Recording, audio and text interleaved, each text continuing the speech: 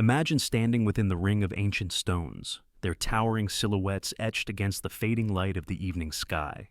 You know the common story. Stonehenge marks the solstices, the rise of the midsummer sun, the set of the midwinter one. But what if that is only the beginning, a single visible thread of a much larger hidden pattern? What if these stones are not just markers of the longest and shortest days, but the gears and cogs of a cosmic clock, aligned not only with the sun, but with the movements of the moon, the planets, and the far-off stars whose light began its journey before human history had even begun? We imagine the builders of Stonehenge looking upward, not just on solstice mornings, but on nights when the horizon bled with the red glow of a setting moon or the first cold glimmer of a distant planet. The stones are heavy, but their arrangement is not random.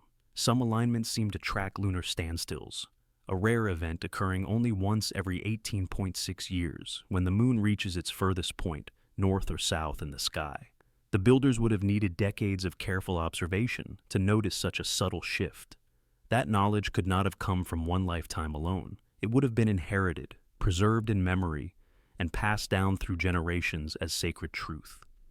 Think of the precision required. You do not drag stones weighing 25 tons across miles of land unless their placement matters. To us, these alignments seem frozen, locked into a calendar.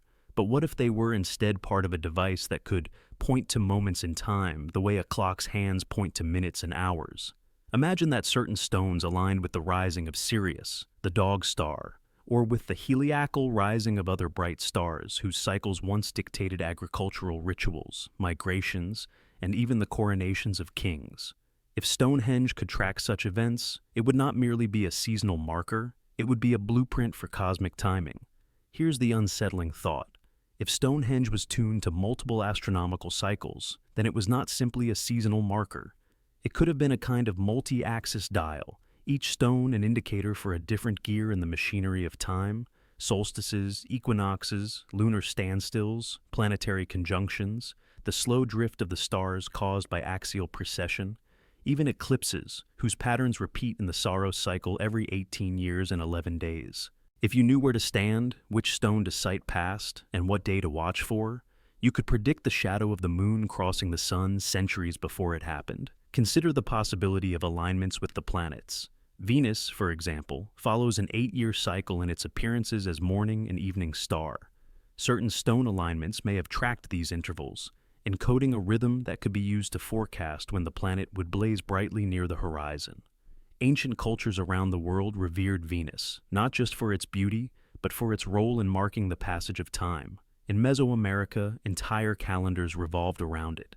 If Stonehenge had a Venus alignment, it would place Britain's ancient astronomers in the same league as the skywatchers of the Mayan temples. And then there is Mars, the Red Wanderer.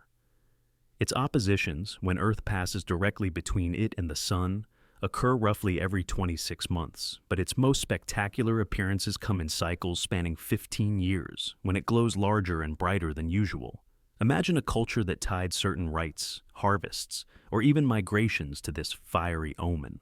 Jupiter's 12-year cycle, Saturn's nearly 30-year trek, each could be embedded in the monument's geometry, layered upon each other like interlocking gears. To track them all would be to hold a master key to the rhythms of the heavens. But this is where the idea turns strange. If Stonehenge could chart such a range of cycles, then it could, in theory, be used to pinpoint moments far in the past or far in the future, times when multiple cycles aligned in the same configuration.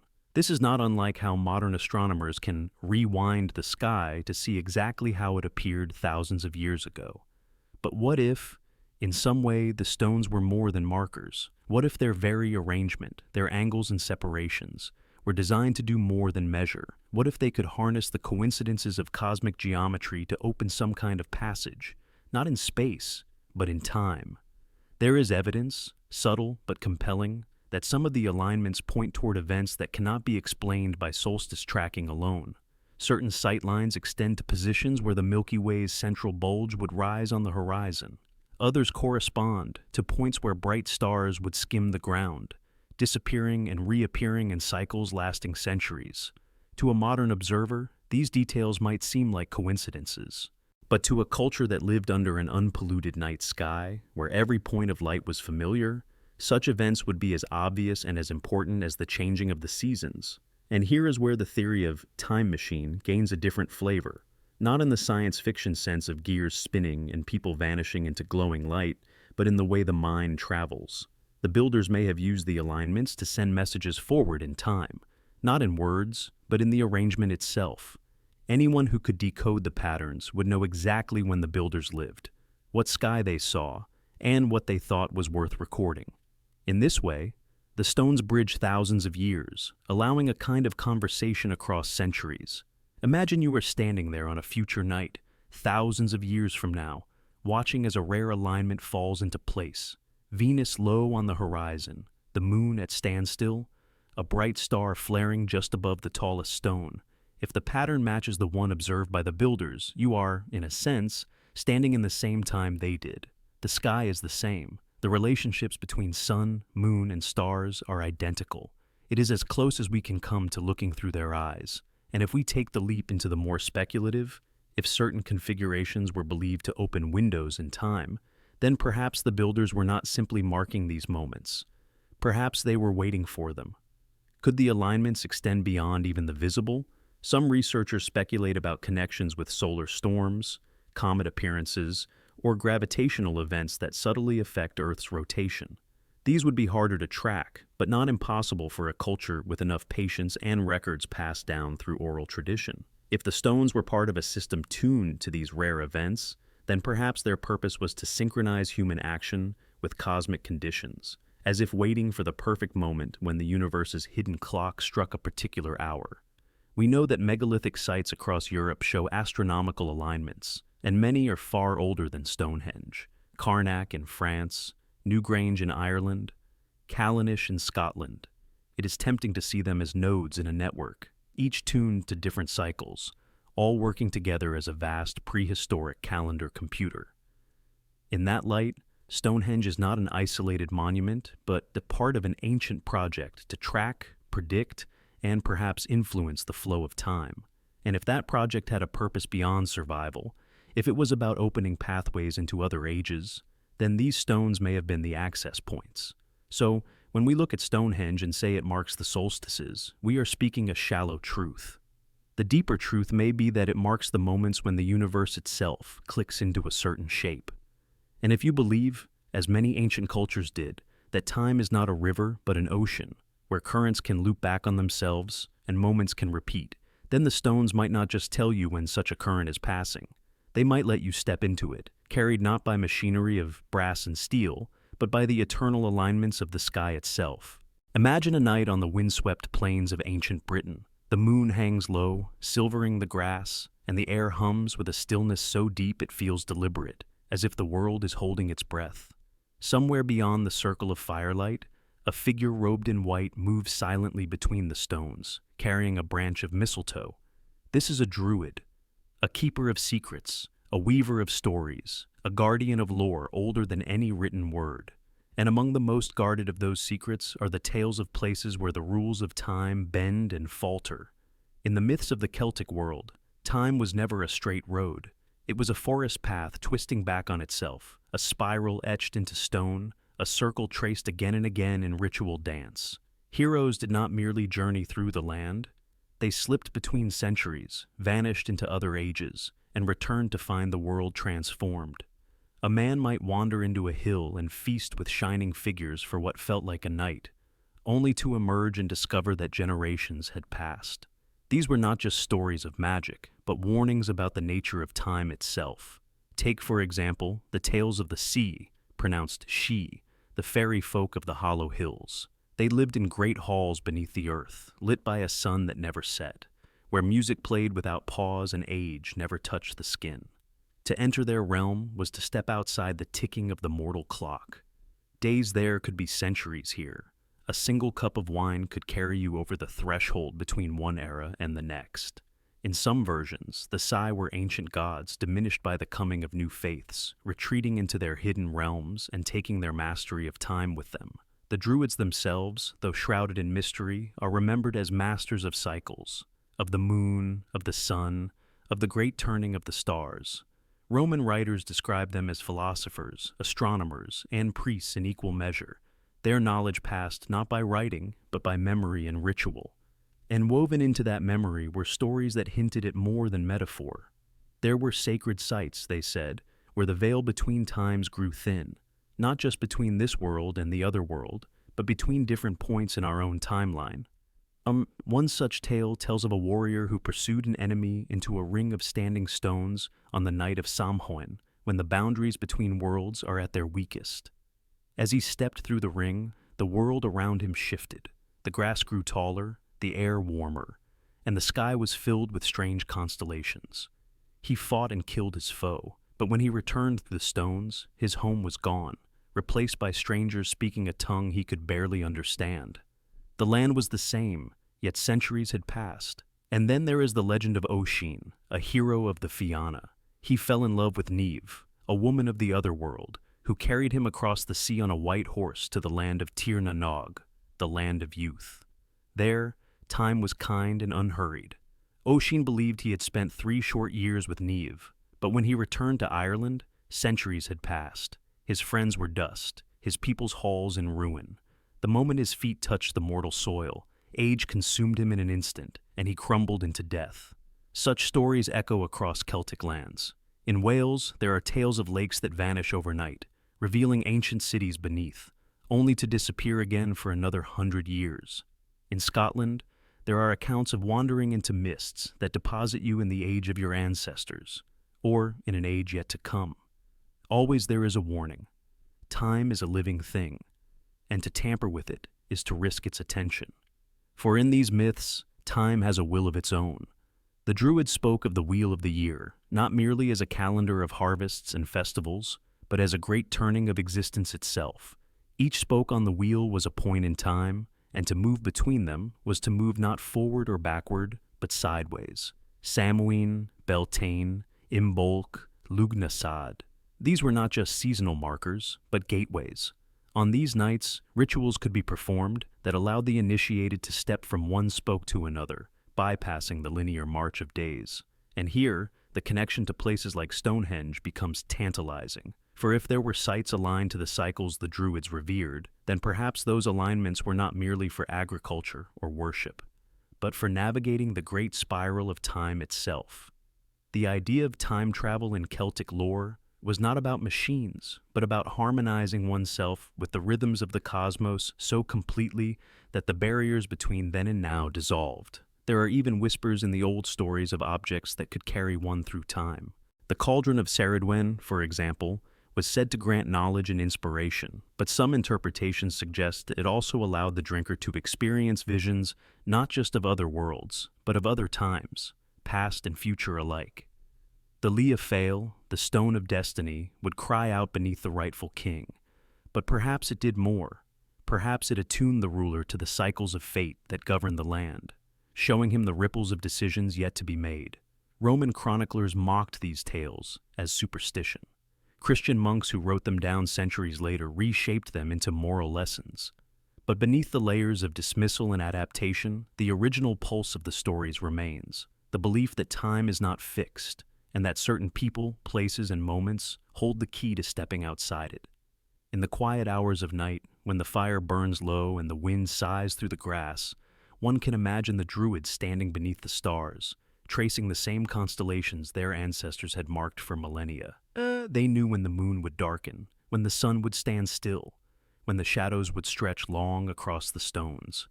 And in those moments, they might have stepped, not forward, not backward, but into the very heart of time's great wheel, to emerge in a season, a century, a world far removed from their own.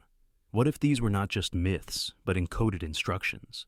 What if the tales of Oisin, of the sea, of the vanished lakes and misty doorways were ways of remembering the exact conditions under which the passage could be made?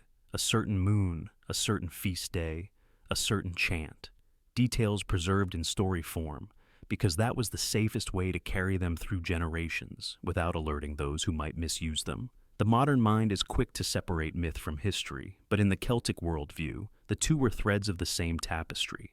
Myths were not lies, they were truths told sideways, truths too dangerous or too strange to state plainly, and so, The Druids wrapped their knowledge in song and riddle, in tales of lovers lost to time and warriors returned to a changed world. In Ireland's ancient cycles, there are lesser-known stories that speak of warriors vanishing into mists at dawn and returning at sunset to find that whole kingdoms had risen and fallen. The tale of Lug's silver arm is often told for its magic and heroism, but hidden within are references to strange days when battles were fought under two suns, and shadows moved as if the hours themselves had fractured. Some scholars dismiss this as poetic exaggeration, yet in the context of Celtic time lore, it reads like a record of a moment when the sky itself was wrong. Welsh tradition preserves the story of the bard Taliesin, who drank from the cauldron of inspiration and gained sight into all times, past, present, and future. He sang of events yet to come as though they were memories, and of ages long gone as if he had just returned from them. If Taliesin's visions were more than metaphor, then perhaps the cauldron was an ancient device or ritual, a tool to shift awareness along the spiral of time.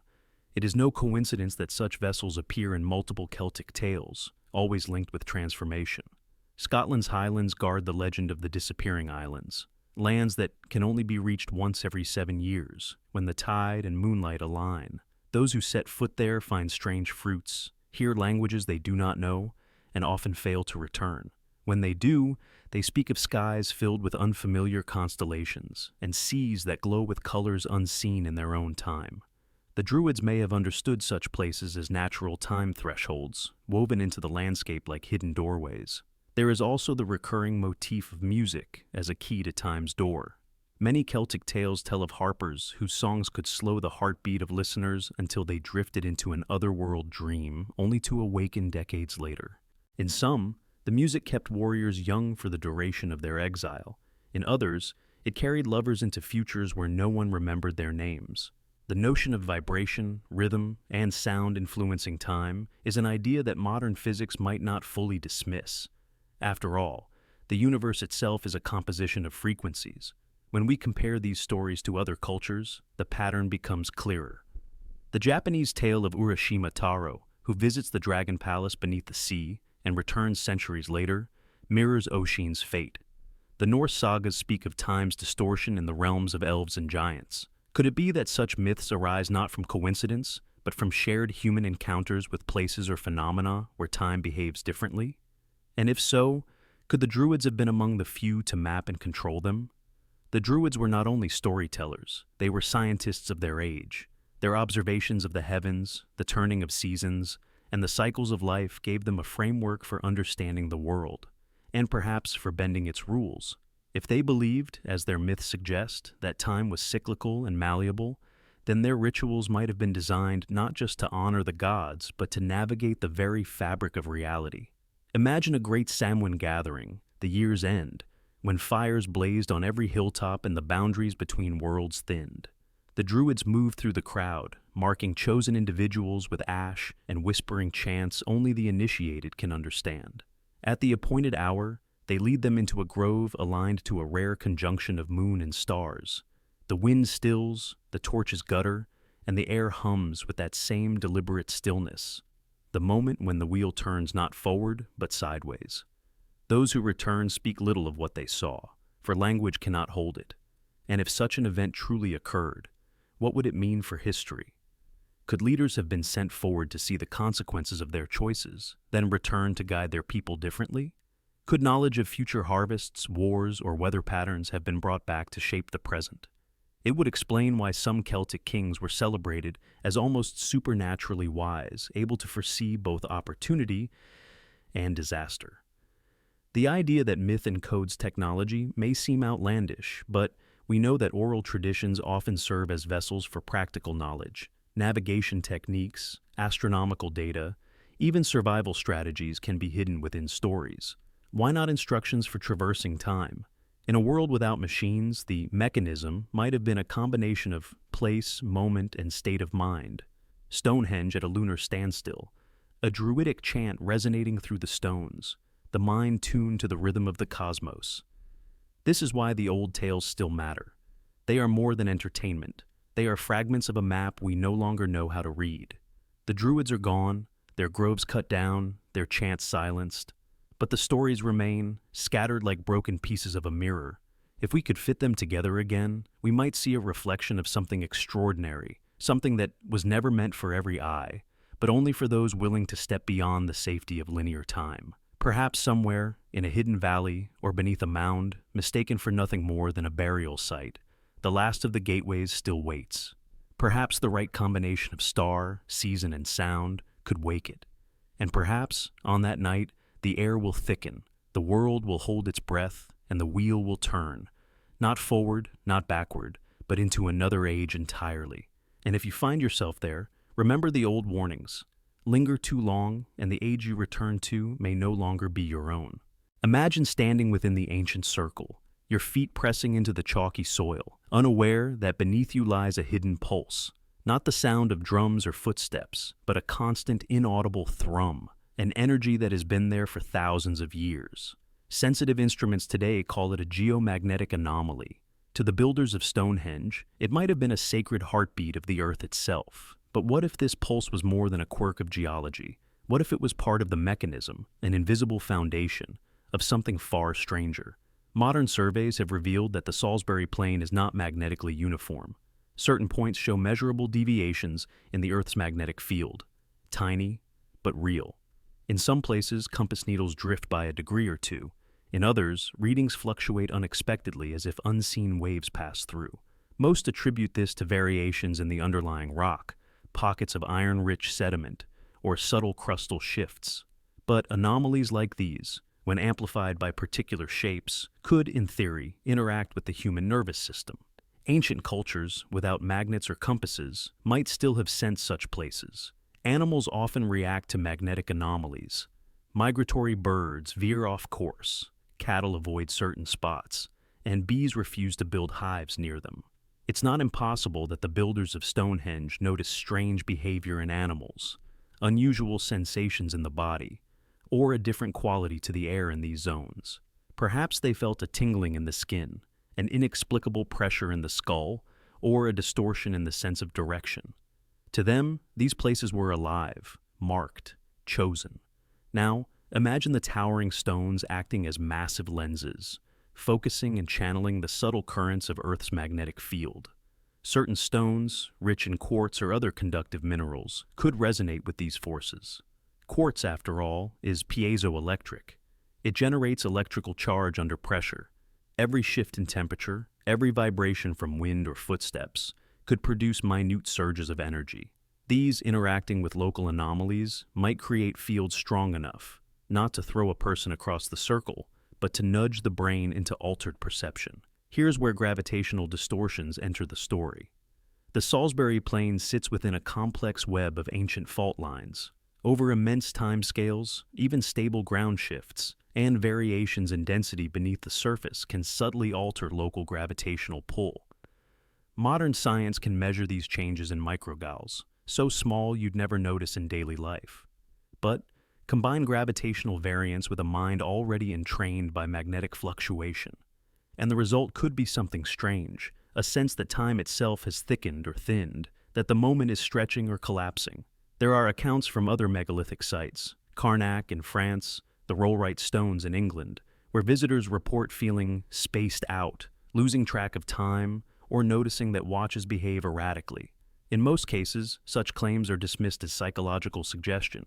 But what if there's a kernel of truth? If a person's internal clock, regulated partly by electromagnetic processes in the brain, is subtly influenced by local anomalies, they might experience minutes as seconds or hours as minutes.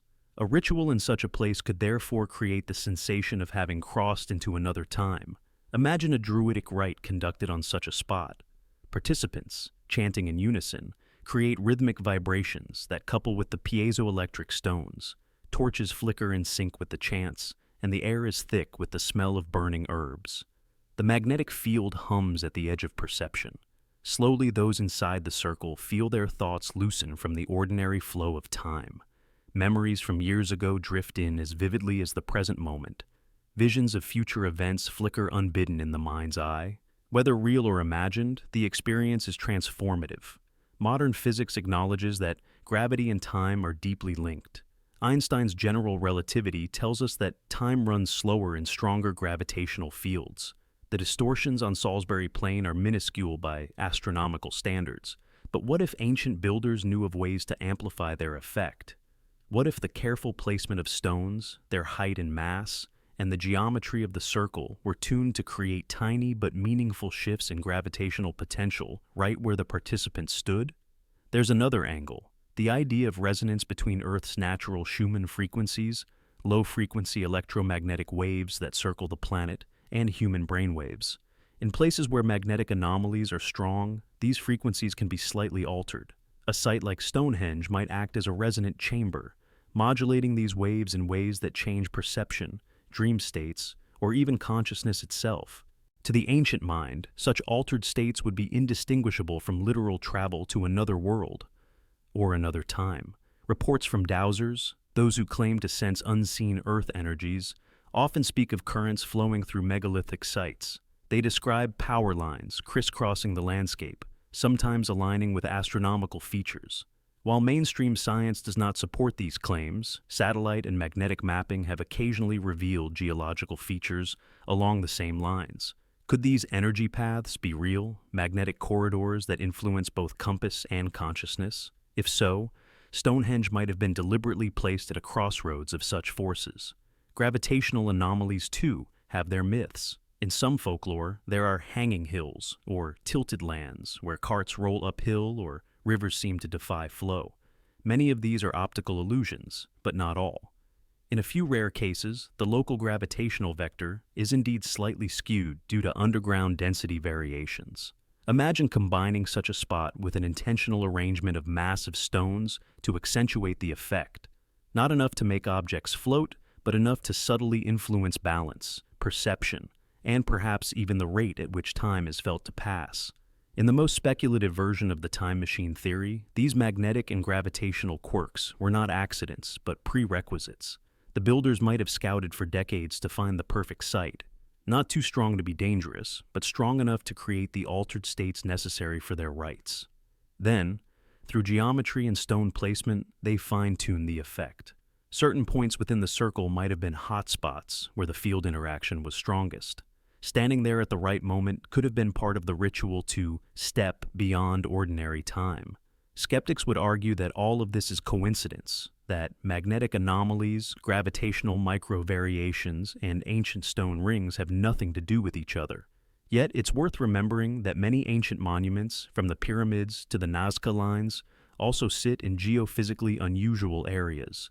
Whether by intention or chance, the pattern repeats. And if we allow ourselves the thought that ancient people understood more about the interplay between earth and sky than we give them credit for, then placing Stonehenge here might not have been chance. It might have been necessity. Picture this. A group stands in the circle, the night sky wheeling above.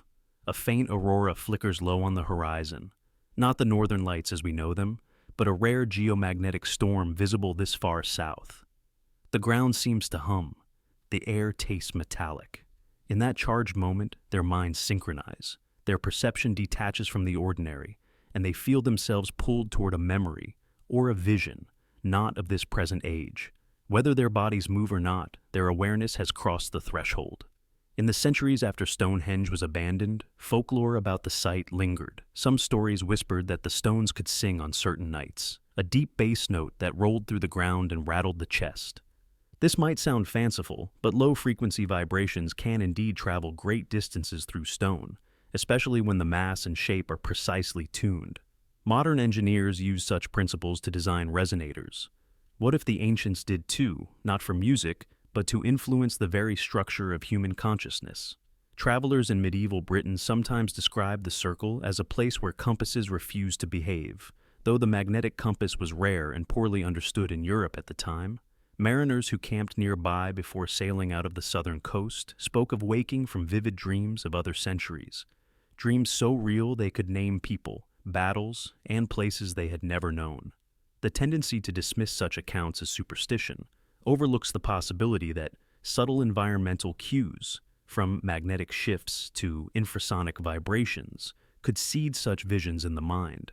Some 20th century experiments conducted quietly by researchers found that when powerful magnets were placed near certain stones rich in iron oxides, people in the immediate vicinity reported sensations of lightheadedness, altered time perception, and intensified memory recall. These effects were temporary, but they hint at what a naturally magnetic landscape might do when combined with the right architecture. If Stonehenge's builders knew how to harness these natural anomalies, even in rudimentary form, they might have used them to push the human mind beyond its ordinary limits. Then there is the question of how such forces might interact with celestial events. A strong geomagnetic storm, triggered by a burst of solar activity, could briefly amplify magnetic anomalies at the surface. If one of these storms coincided with a lunar standstill, an equinox, or a rare planetary alignment, the combined effect might have been extraordinary, enough to alter the brain's sense of time passing, to induce trance, or even to produce the kind of timeless experiences that form the backbone of legends. Gravitational distortions, while subtler, may have had their own role. Ancient builders could have noticed that heavy objects moved slightly differently in certain spots, or that standing still for long periods induced strange sensations of leaning or swaying. Modern gravimeters detect changes of a few microgauss. The human body cannot consciously measure them, but the inner ear and proprioceptive system might. When paired with ritual, music, and the disorienting patterns of shadow cast by the stones, such effects could deepen the feeling of having stepped outside ordinary space. And if these experiences were reproducible, then they could be passed down as ritual technology. Precise instructions for where to stand, what time of year, what chants to sing, what offerings to burn. To the outsider, it would look like superstition. To the initiate, it would be a carefully engineered interaction between human biology and the physical forces of the earth. The concept of Stonehenge as a time machine in this sense does not require wormholes or science-fictional devices. It requires only that time, as experienced by the human mind, can be stretched or compressed under certain conditions, and that those conditions can be deliberately created.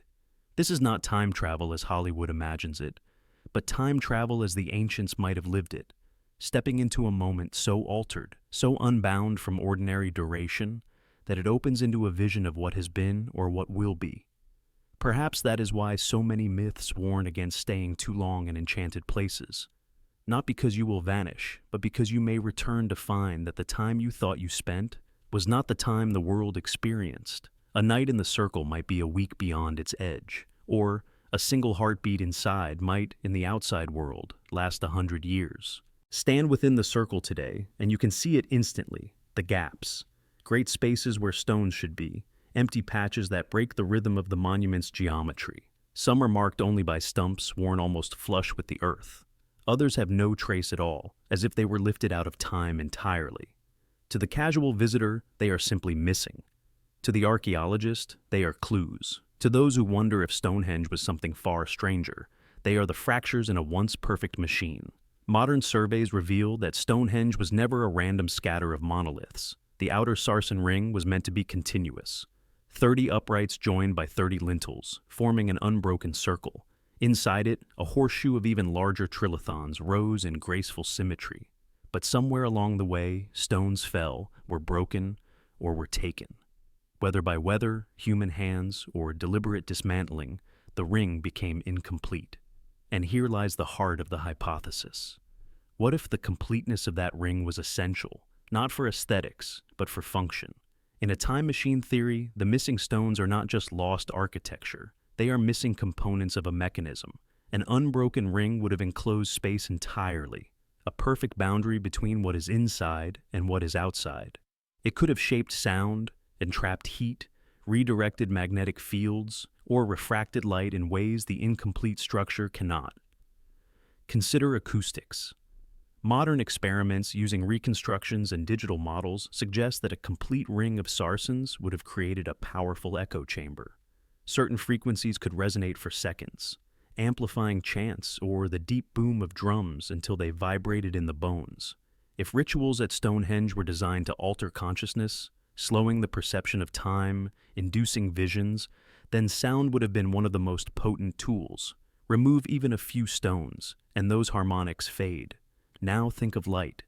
The gaps in the ring today let the wind and sun pass through at random, but a complete wall of stone could have created a controlled interior environment. The only light might come from the sky directly above or from precise slits aligned to solar or lunar events. Imagine standing inside on the winter solstice, the air dim and still, until a single beam of sunlight slides perfectly between two uprights, striking a chosen spot on the ground. That beam could be a trigger, a signal that the cycle had turned, that the moment to act had come. Then there is the electromagnetic angle. Stone, especially when containing quartz or iron-rich minerals, can interact subtly with magnetic and electrical fields. A continuous ring could have acted as a resonator, focusing natural energies toward the center. Without gaps, the ring might have created a stable field in which unusual effects, whether physical, psychological, or both, could take place. The missing stones, then, are like removed magnets from an electrical coil. Without them, the system's power is reduced or broken. The archaeological record shows that some stones were removed in relatively recent centuries, possibly broken up for building material or toppled for convenience. But others may have been taken much earlier, even in prehistory. If so, why? Was it simple quarrying, or was there an intentional effort to dismantle the ring and prevent its use? If Stonehenge truly had properties, real or perceived, that allowed for altered states or time-related phenomena, the removal of keystones might have been a way to turn off the device. Legends hint at this. Medieval tales speak of giants bringing the stones from a far-off land, of Merlin, the magician, reassembling them after they had been scattered. Others tell of the stones being borrowed for other monuments, as if their power could be transplanted. These stories may be allegories for a deeper truth, that the integrity of the ring was once broken, and that act marked the end of whatever the monument had been built to do. If we imagine the ring restored, the possibilities multiply. Complete geometry could create standing wave patterns in sound or in electromagnetic resonance. The enclosed space might trap certain frequencies of vibration, enhancing trance states or even influencing brainwave activity. Light could be focused to a single point, much as in a camera obscura, perhaps even projecting images in ways we no longer understand. A restored ring could also act as a physical calendar, its shadows and highlights marking the turning of the year with pinpoint accuracy. There's a deeper symbolism, too.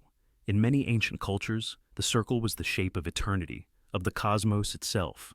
To step inside a perfect ring was to leave the ordinary world and enter sacred time. An incomplete circle could not perform that symbolic act. In Celtic and Druidic tradition, the boundary was everything. Crossing it was a transformation. If Stonehenge's outer wall was once unbroken, then its loss is not only a physical change, but a spiritual and functional collapse. Some researchers propose that the missing stones were not merely vertical markers, but part of a double-layered structure. The outer face, smooth and imposing, might have been backed by an inner surface carved or textured to reflect sound or light in specific ways.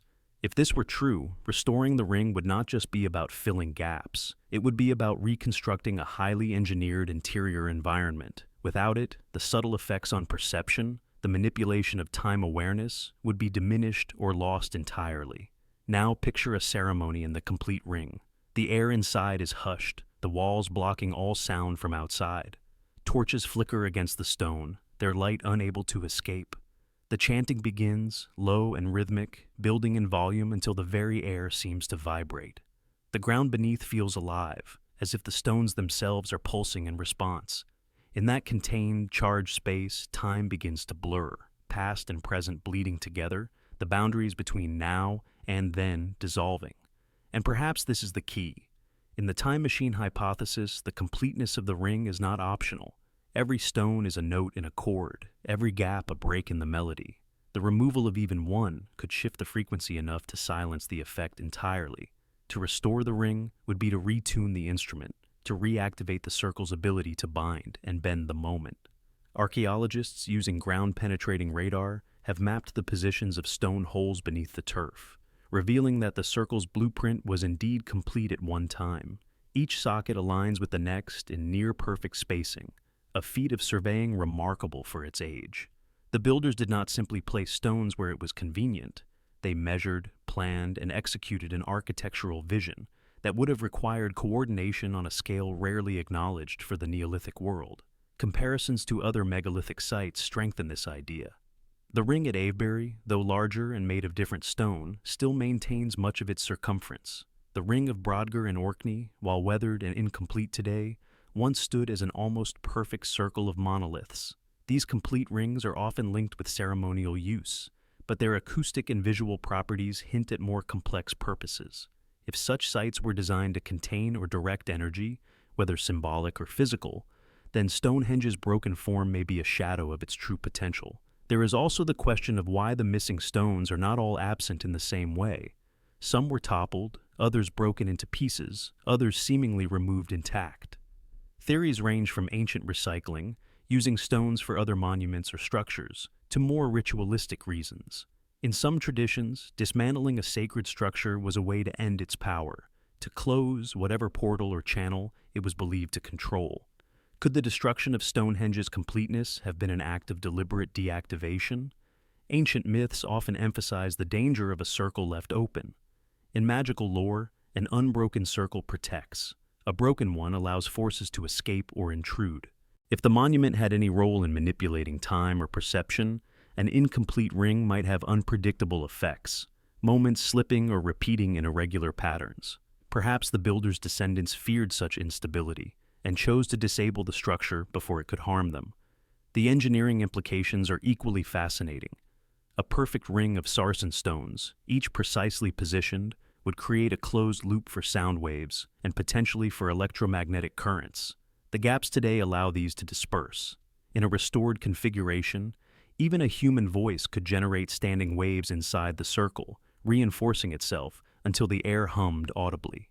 Experiments at similar stone circles have shown that low-frequency sounds can alter brainwave patterns, producing trance-like effects. Light, too, would behave differently. Imagine a complete wall of stone with a single narrow opening aligned to the solstice sunrise. The first beam of light would enter as a razor-thin line, growing into a blinding spear that struck an exact marker. The timing could be accurate to within seconds, allowing those inside to know the precise moment of an astronomical event without seeing the sun directly. This level of precision could be crucial for aligning multiple cycles, solar, lunar, and perhaps even planetary. If Stonehenge was a time machine in any sense, the completeness of its ring may have been its calibration. Each stone might have represented not just a physical marker, but a point on a vast interlocking system of cycles. One stone for each day of a lunar month, or each phase of Venus, or each degree of a solar arc. Remove a stone, and the whole calculation shifts. Remove several, and the mechanism fails entirely. Restoration experiments could be revealing. If the missing stones were replaced, even with modern replicas, scientists could measure changes in acoustics, magnetic field strength, and light patterns. Archaeologists could test hypotheses about how the ring functioned as a calendar or ceremonial chamber. And those open to more speculative possibilities could see if the restored circle produced any of the altered states or time distortions hinted at in folklore. Imagine the public gathered on a winter solstice morning at a fully restored Stonehenge. The stones loom in an unbroken ring, their lintels joined seamlessly overhead. As the crowd waits in the dim cold, a single shaft of sunlight pierces the entrance and floods the central trilithon. For a heartbeat, the space is transformed. The shadows vanish, the air glows, and those inside feel an unshakable certainty that they are standing in the same moment as people who lived thousands of years ago. Perhaps that is the point. A complete ring is not only stronger physically, it is stronger symbolically, functionally, and in the time machine hypothesis, operationally. The gaps we see today are not just the scars of time, they are the silences in a once powerful song. To fill them would not simply be to restore a monument, but to finish a circuit, to close a loop. And closing a loop, in the language of time, is an act with consequences we can barely imagine. Picture the Salisbury Plain 5,000 years ago, not as the quiet pasture it is today, but as a vast construction site alive with movement. Hundreds of people, maybe thousands, working in coordinated rhythm. The air is thick with the smell of fire, wet earth, and freshly cut timber. In the distance, immense stones, some weighing as much as 40 tons, are being coaxed across the land. We can imagine the strain, the muscle, the sweat, and yet, the more we learn about Stonehenge, the more it seems that muscle alone cannot explain it. Archaeologists have long debated the methods. Timber sledges, rollers made from tree trunks, ropes of twisted rawhide, teams of people hauling in unison. These are plausible, but they strain under the scale of the task, especially when we consider that some stones came from the Preseli Hills in Wales, more than 150 miles away. The journey would have crossed rivers, forests, and hills, all without the wheel as we know it. The feat seems impossible unless the builders possessed techniques, tools, or knowledge we have not yet rediscovered. One theory suggests the use of sledges sliding over lubricated tracks, perhaps greased with animal fat or wet clay, to reduce friction. Another proposes that the builders floated stones along waterways on rafts, navigating complex river systems with precision. But even these explanations do not account for the final, most puzzling stage, lifting the stones into position. The trilithon's lintels stand over 20 feet high. Without cranes or metal pulleys, how were they raised, fitted, and locked together with such precision? Some researchers believe earthen ramps were built and dismantled afterward. Others suggest a combination of timber A-frames, counterweights, and ropes. Yet even if these methods worked, they would have required extraordinary planning and execution. This points to something deeper, a lost tradition of engineering knowledge, passed through generations without writing, refined through trial, error, and perhaps an understanding of physics that we underestimate in ancient cultures. Then there are the more speculative ideas, that the builders understood and exploited natural forces in ways we do not. Could they have used sound, low-frequency vibrations, to help shift the stones? Modern experiments show that sound waves can move small particles, even lift objects under precise conditions. Scale that up, and it becomes tempting to imagine a wooden frame hung with giant drums, their beats timed to match the resonant frequency of the stone, easing its weight in a way the human body could perceive but not fully explain. Magnetism is another possibility. Some sarsens contain minerals that respond to magnetic fields. If the builders had discovered a way to create strong, localized magnetic effects, perhaps by heating and cooling stones in specific sequences, they might have reduced friction or subtly altered weight distribution. No hard evidence exists for this, but absence of evidence is not proof of absence, especially when dealing with perishable materials and knowledge deliberately kept secret. Tools, too, could have been more advanced than the simple antler picks and stone hammers archaeologists recover. Those might have been the public tools, the ones left behind or discarded. The true instruments, those reserved for the elite builders or ritual specialists, may have been made from materials that did not survive: hardwoods, woven fibers, composite constructions of bone, hide, and resin. Even a simple innovation, like a rope treated with plant oils to triple its strength, could have made enormous differences in what was possible. And what if some of those tools were not merely for construction, but for calibration? In the time machine hypothesis, the positioning of the stones is as important as the stones themselves. Imagine devices that could sight the rising of a star with uncanny precision, or measure the subtle tilt of the horizon over decades. These could have been crafted from wood, bronze, or even crystal, aligning the builder's work with cycles far beyond the annual march of the seasons. Legends from other cultures speak of rods and staffs of power, objects that point true, summon energies, or open hidden doors. In the context of Stonehenge, such tools could have been alignment instruments, amplifying human senses to detect magnetic or gravitational anomalies. They may have been as simple as weighted cords or as elaborate as frameworks of wood and stone that could be dismantled and moved from site to site. The secrecy surrounding such tools would have been absolute. In societies without writing, memory is the vault and secrecy the lock. Only a select few, master builders, high druids, would know the full array of techniques. The rest might labor for months without understanding the final goal, trusting in the ritual authority of their leaders.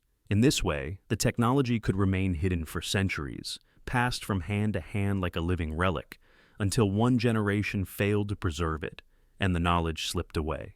If we imagine the construction of Stonehenge as part of a time-focused technology, then the tools were more than implements. They were part of the interface. Ropes, levers, sledges, and sighting devices all tuned to the monument's larger purpose, to create a space where moments could be stretched, folded, or aligned with others across centuries. Remove the tools, and the monument still stands. Remove the knowledge, and it becomes inert stone. Perhaps somewhere, buried deep in the soil beyond the stones, lies a fragment of this lost technology. A wooden beam darkened by centuries, still bearing the marks of rope that once lifted a lintel into place. A shard of polished stone engraved with a pattern that matches a star's path. A coil of twisted fiber so strong that it would shame our modern ropes. To us, they would seem like curiosities. To the builders, they were the keys to unlocking time itself. Parallels from other ancient cultures make the mystery more tangible. In Egypt, massive obelisks were quarried, shaped, and transported using techniques that remain partly unexplained. Some stones left half-cut in quarries show smoothness that would require immense precision. On Easter Island, the Moai statues were moved across miles of rugged terrain, perhaps by walking them, with ropes in a way that balanced their weight. In the high Andes, the Inca-shaped stones to fit together with such accuracy that even a knife blade cannot slip between them. It's possible that the builders of Stonehenge developed their own suite of such techniques, solutions so well adapted to their environment that they seem almost alien to us now. They would have known the seasonal strength of certain woods, the best animal hides for rope, the exact mixture of soils and clays to make a ramp that wouldn't collapse under weight. These may sound mundane, but when combined, they form a system that could rival the efficiency of later civilizations. But what if there was more? Imagine tools designed not just for physical manipulation, but for measuring and synchronizing time-sensitive operations. A framework of poles and cords might be aligned with a star's rising, signaling the exact moment to position a stone for maximum alignment. A set of weighted plumb lines could reveal subtle shifts in the Earth's surface, ensuring the ring's geometry matched not just the land, but the slow movements of the heavens above. Some oral traditions from around the world describe singing stones, boulders that hum when struck, each with its own tone. If the builders of Stonehenge identified and selected stones with such acoustic properties, then their tools may have included tuning devices, wooden mallets, carved resonators, perhaps even hollow chambers to amplify certain frequencies. These could serve both ritual and functional roles, making it easier to coordinate the immense effort of raising stones, while imbuing the process with symbolic weight. Consider a hypothetical day in construction.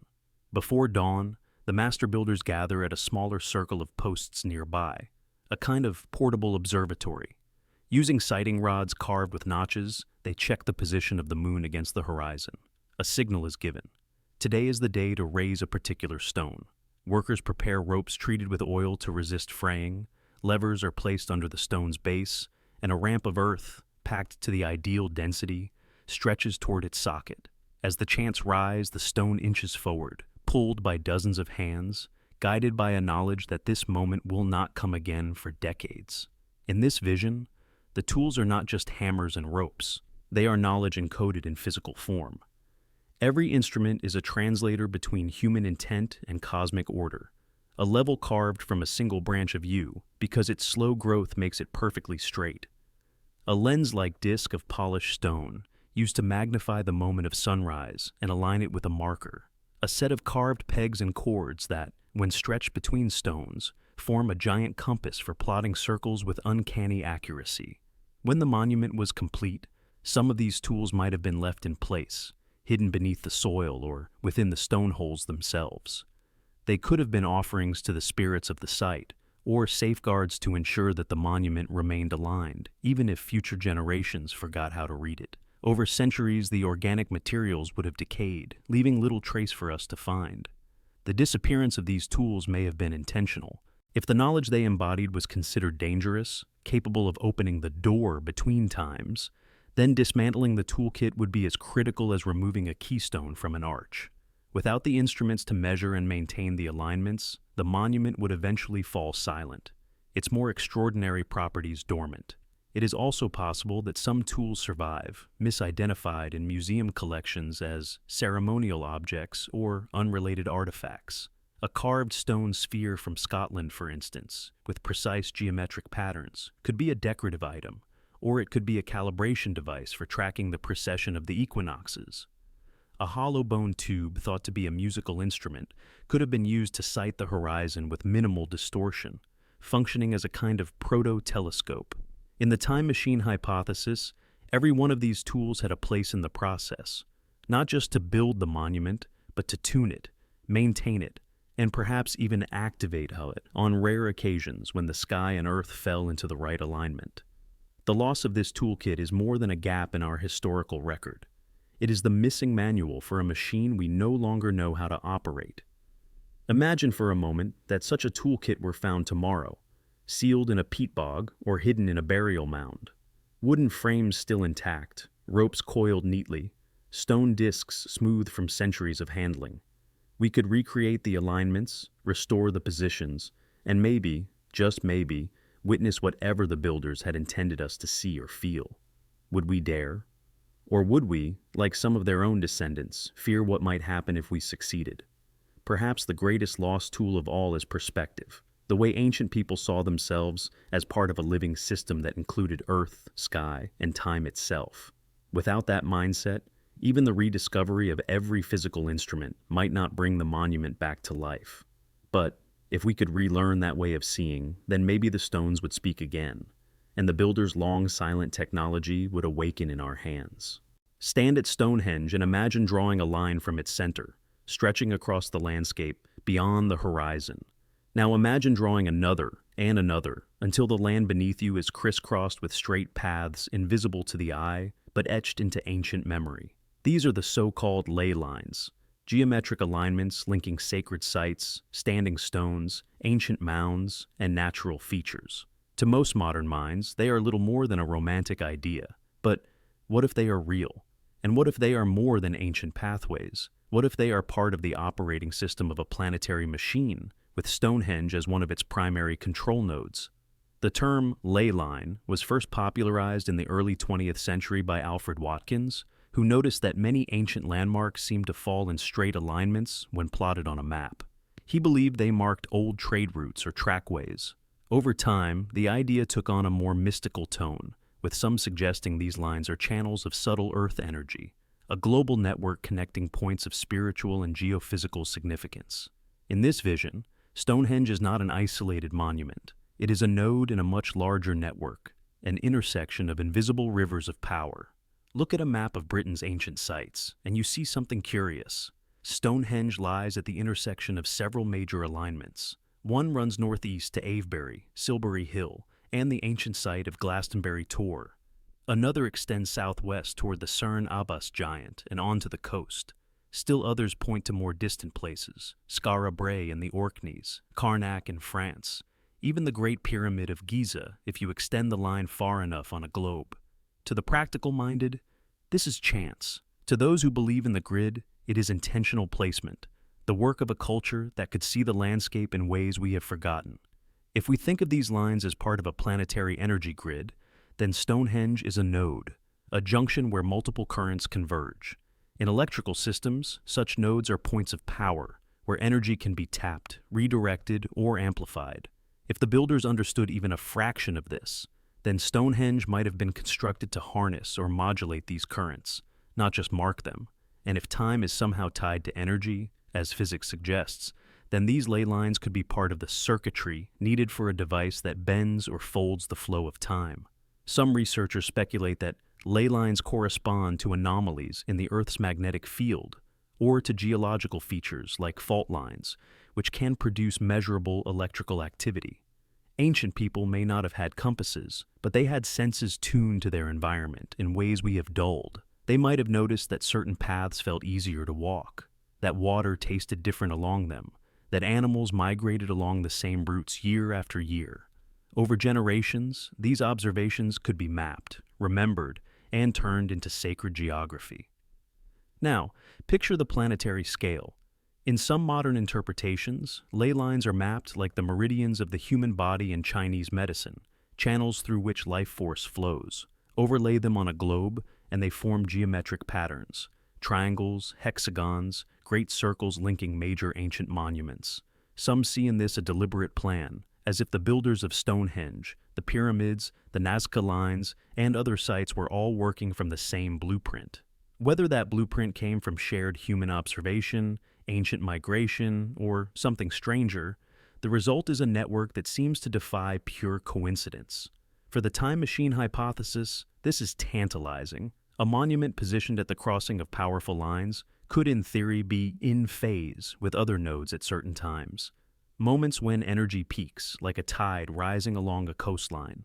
If those peaks could be predicted, Stonehenge's rituals might have been synchronized with distant sites, creating a resonance across the grid. Two or more points vibrating in harmony could perhaps create conditions where time's flow bends ever so slightly. Folklore hints at this.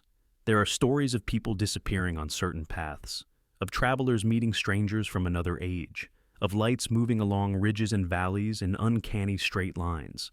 Skeptics dismiss these as coincidence, but if ley lines are real channels of energy, then perhaps what people saw were glimpses of phenomena beyond ordinary perception, auras of the grid itself, visible only under rare conditions. Imagine a ceremony at Stonehenge timed to one of these peak alignments. Druids or their predecessors stand within the circle, each at a position corresponding to a distant site along the lines.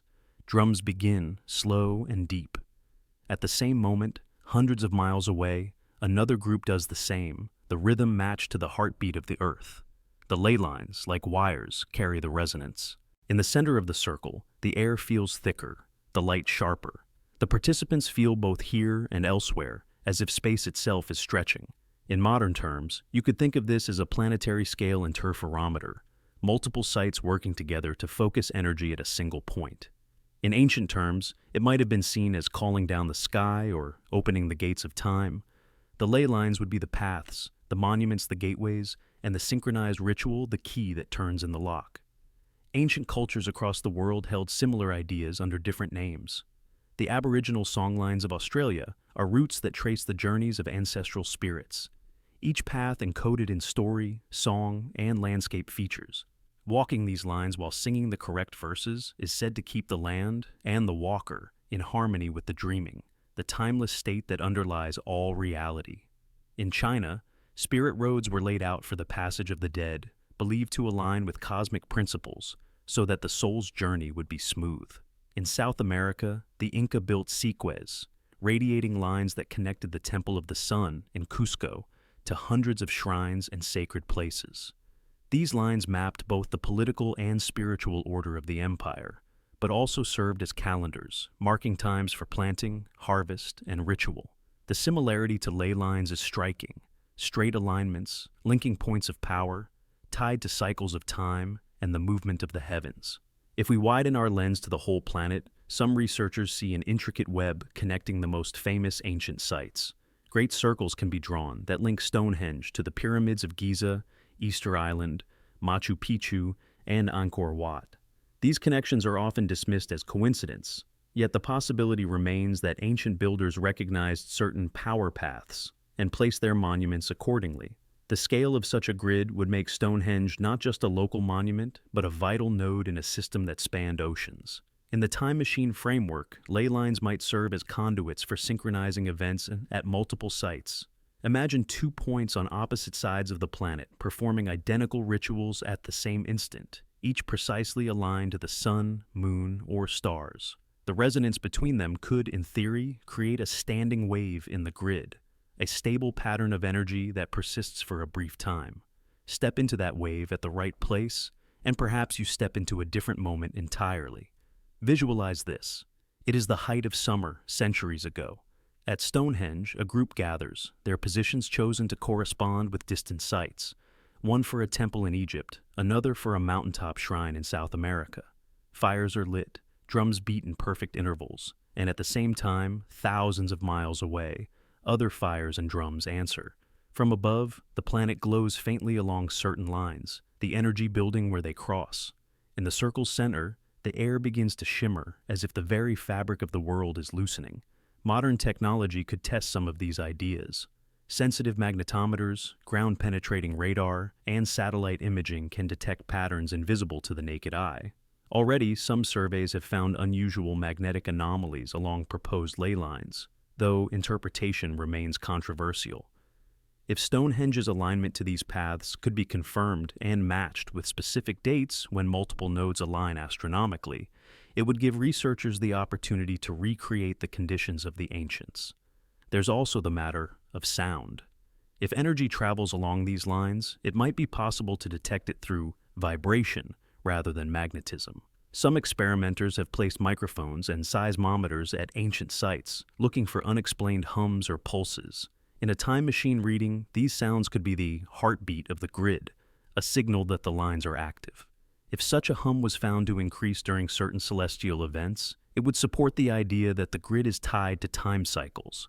Of course, skeptics will point out that our maps of ancient sites are incomplete, our dating uncertain, and our interpretations prone to pattern seeking. And yet, the human urge to connect the dots is itself ancient. Whether by design or accident, the alignments are there. The question is whether they are mere curiosities or the remains of a system so vast it spanned continents and centuries. If Stonehenge's builders were aware of even a fraction of this system, then their work was not just about the circle itself, but about its position in a network. They may have chosen the site not only for its local geology or visibility, but because it sat at a junction in the invisible grid, a place where the Earth's subtle forces could be accessed most easily. The stones would anchor that point, making it a permanent feature in both space and time. And if the grid has shifted over the millennia, perhaps Stonehenge no longer sits in the same relationship to the lines. The monument might be dormant, its connection severed by the slow drift of land and the turning of ages. But if we could find the new intersections, map the updated grid, and place markers there, perhaps even recreate the alignments across multiple nodes, we might awaken the network once more. The thought is both thrilling and unsettling. For if the grid is a machine, we do not know its full purpose. It could be a calendar, a compass, a map of the heavens, or a gateway.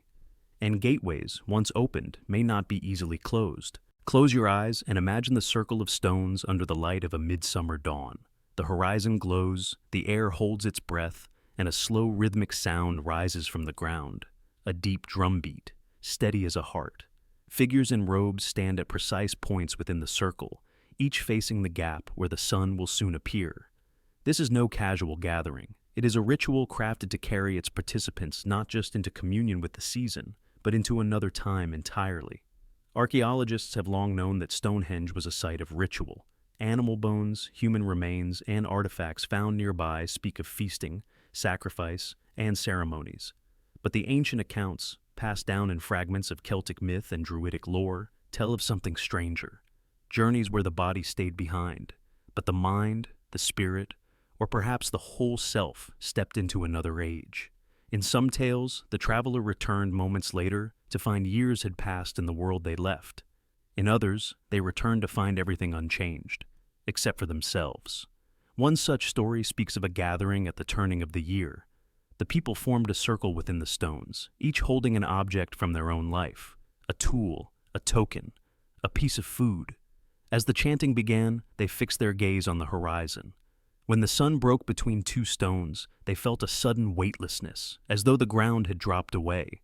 In that instant, they were elsewhere, some in the company of ancestors long dead, others in lands they had never seen. When they awoke on the grass, their objects were gone, replaced by things no one in their village could name.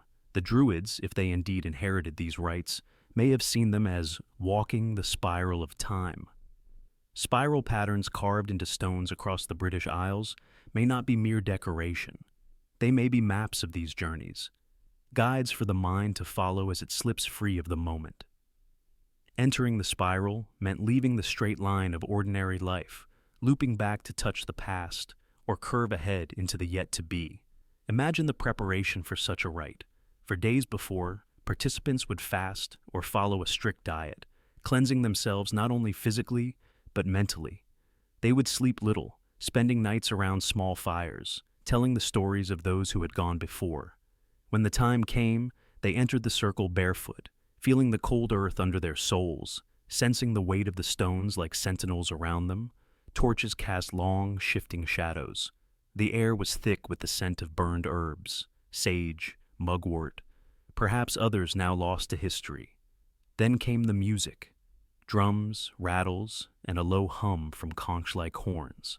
The sound was not random. It followed the rhythm of a heartbeat, slowing and quickening at set intervals. As the rhythm took hold, the participants began to sway, their breathing synchronizing with the beat. The leader, perhaps a druid, stood at the center, holding a staff tipped with polished stone. At a certain moment, they raised the staff to catch the first ray of the rising or setting sun. and the light flared in the eyes of all present. This moment, light, sound, breath, and focus all aligned, was the key. In the time machine reading, it was when the monument's geometry, the Earth's position, and the participants' minds locked into resonance. Whether by altering perception or by triggering some deeper physical effect, this was when the journey began. Participants described seeing the air ripple like heat over stone. The colors of the world shifted, greens and browns brightening into unfamiliar shades, shadows bending in strange ways.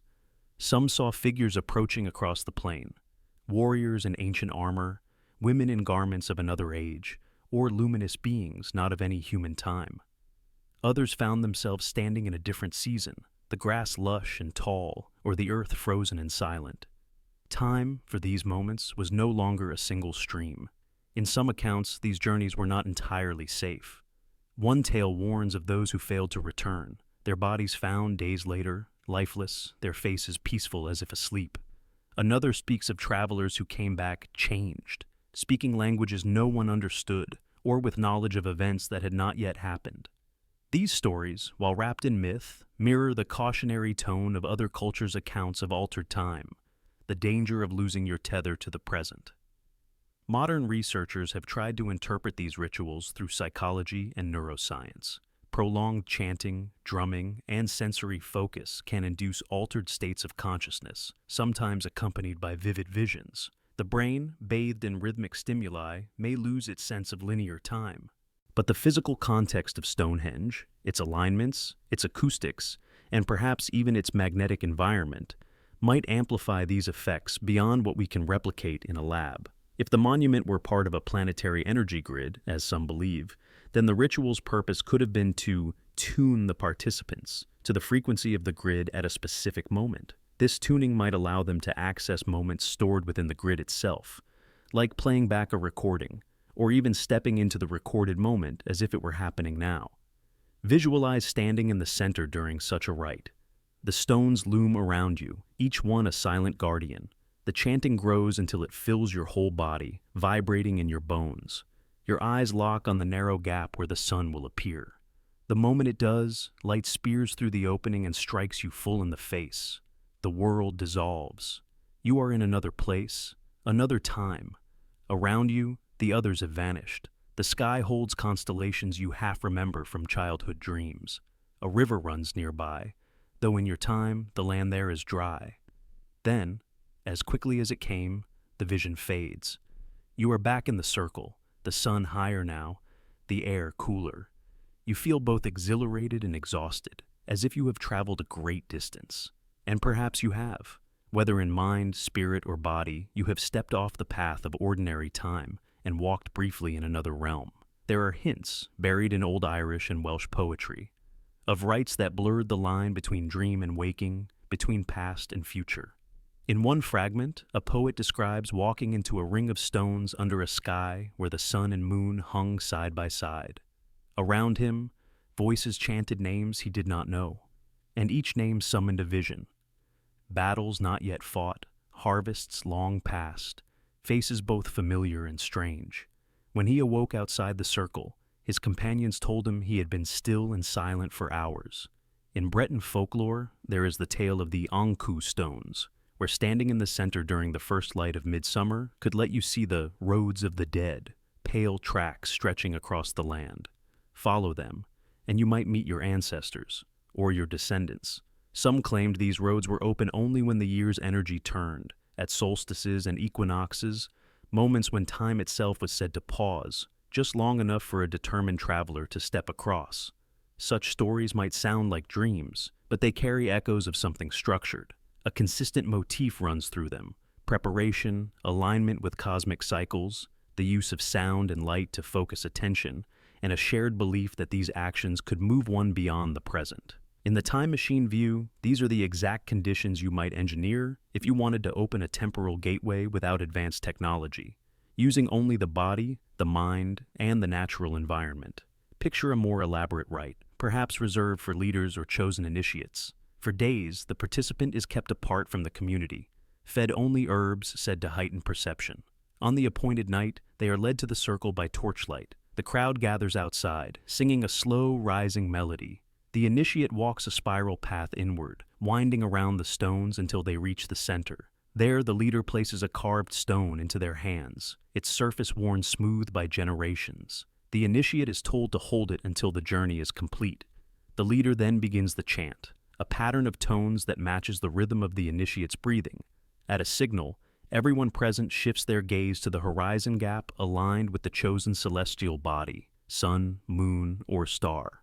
The moment the light touches the center stone, the chanting reaches its peak, and the initiate closes their eyes. What they see next is not the darkness of shut lids, but another landscape entirely. They might stand in a Stonehenge half-built, with strange figures hauling the stones into place. Or they might be in a distant future, the circle buried beneath a forest or submerged in the sea. From a scientific perspective, the combination of sensory overload, altered brain chemistry from fasting or herbs, and the charged atmosphere of the gathering could push the mind into states where time perception becomes fluid. Minutes could feel like hours, or centuries might pass in a heartbeat within the mind's constructed world. But the believers in the time machine hypothesis argue that the monument's precise geometry and its place in the Earth's energy grid could take this inner shift and anchor it to real points in history. Some modern experimenters have attempted to recreate this, using carefully timed light shows, surround sound drumming, and even controlled electromagnetic fields in stone circles.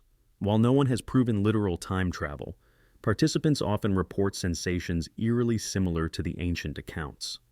A sudden change in air pressure, a shift in light quality, and the overwhelming conviction of being somewhere else entirely. Imagine a contemporary revival of the ancient journey. A group gathers at Stonehenge, not in broad daylight for tourists, but in the quiet hours before dawn, when the air is sharp and the fields empty. They have studied the old myths and the new science. Each stands where ancient calculations say the power would focus. A slow drum begins, joined by low chanting. In the east, the first glint of the sun appears between the stones. The leader raises a polished disc, catching the light and casting it across the circle. The light strikes you, and the world seems to pause. The breath of those around you is the only sound. Then, the scene changes. Not gradually, but like the turning of a page. The stones are younger, the air warmer. The crowd around you dressed in hides and woven cloth. You smell smoke from fires not yet lit in your own time. Someone steps forward, places a hand on your shoulder, and speaks a name you have never heard, yet somehow know. In that moment, you understand that you are both guest and host in a meeting across centuries, and then it is gone. The cold air returns, the modern stones loom above you, and the sun climbs higher. The drumming fades. You are left with the uncanny certainty that you have been elsewhere. Whether these rituals were psychological, spiritual, or truly mechanical in their manipulation of time, their design speaks to a deep human desire, to step outside the relentless march of moments, to meet the past and future as equals. Stonehenge, in this view, was not merely a calendar or a temple. It was a device for the oldest dream humanity has ever had, the dream of walking through time. In the end, the myths of journeys to other times may be as close as we can get to the truth of Stonehenge's purpose. They are fragments of memory, preserved in story because the experience was too strange, too precious to risk losing entirely. And perhaps, if the conditions were right, if the stones stood as they once did, the lines of the earth hummed again and the old chants rose into the air, the journey could be made once more. Imagine for a moment that Stonehenge is not alone, that the circle on Salisbury Plain is but one node in a vast web, its lines stretching across oceans and mountains, threading through the bones of the earth. Imagine that every continent bears its own sentinel stones, silent yet watchful, placed with a precision that defies chance. This is not a scattering of curiosities, it is a pattern, a geometry written on the skin of the planet.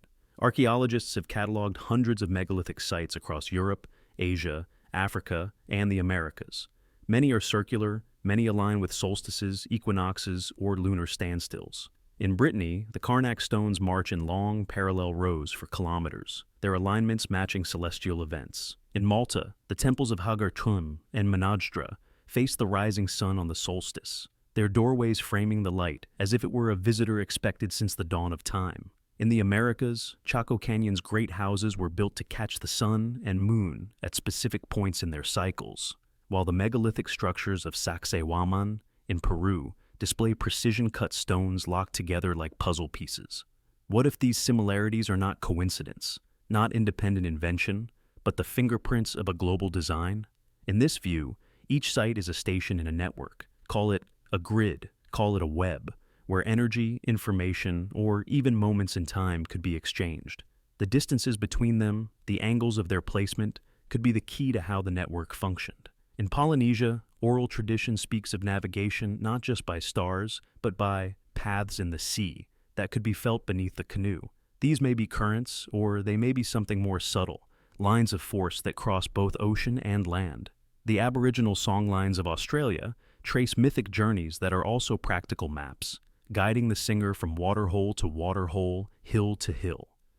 Could these be the memory of the same global network, described in local language and myth? Consider the pyramids of Giza. Their alignment to the cardinal points is so precise that even with modern instruments, it is difficult to improve upon it. Draw a great circle around the earth through Giza, and it intersects other sites: Machu Picchu, Easter Island, Angkor Wat. Some researchers have mapped dozens of ancient sites along a handful of such circles, suggesting intentional placement. If true, then Stonehenge's location may be no accident. It may occupy a strategic point where lines of latitude, longitude, and energy converge. In the time machine hypothesis, this network is not metaphorical. Each site could act as a resonator, amplifying certain frequencies of the Earth's natural fields. When two or more nodes are activated, through ritual, through alignment with celestial events, the energy could bridge the space between them. To a participant standing within one of these sites, the effect might feel like being transported, not just in space, but in time. Picture an ancient ceremony designed for such activation. At dawn in Stonehenge, the Druids light their fires, the chanting begins. Across the world, at that same moment, adjusted for local time, priests in Giza, astronomer priests in Teotihuacan, navigators on Easter Island all perform parallel rites. The alignments are precise, the timing exact. In each place, the sky matches a pattern calculated centuries earlier. The earth hums faintly in frequencies no human ear can hear. Between the sites, a connection forms. Some legends hint at this unity. The Inca spoke of navels of the world, places where the land itself was tied to the heavens. The Mayans described roads of light connecting their temples. In Norse myth, the world tree Yggdrasil connected realms. Perhaps this was their symbolic memory of a global network linking sacred sites. Even medieval European tales of fairy mounds and hollow hills could be distorted echoes of sites where the veil between worlds was thinner, where one might step from one node to another. Modern science, for all its skepticism, has begun to notice anomalies. At certain ancient sites, magnetometers detect odd fluctuations in the geomagnetic field. Compasses drift. Sensitive audio equipment picks up low-frequency hums. Seismographs register unexplained pulses. These effects are subtle, but if ancient builders understood and harnessed them, they may have been the very medium of the network's operation. If the network did once function, could it be restarted? In theory, yes.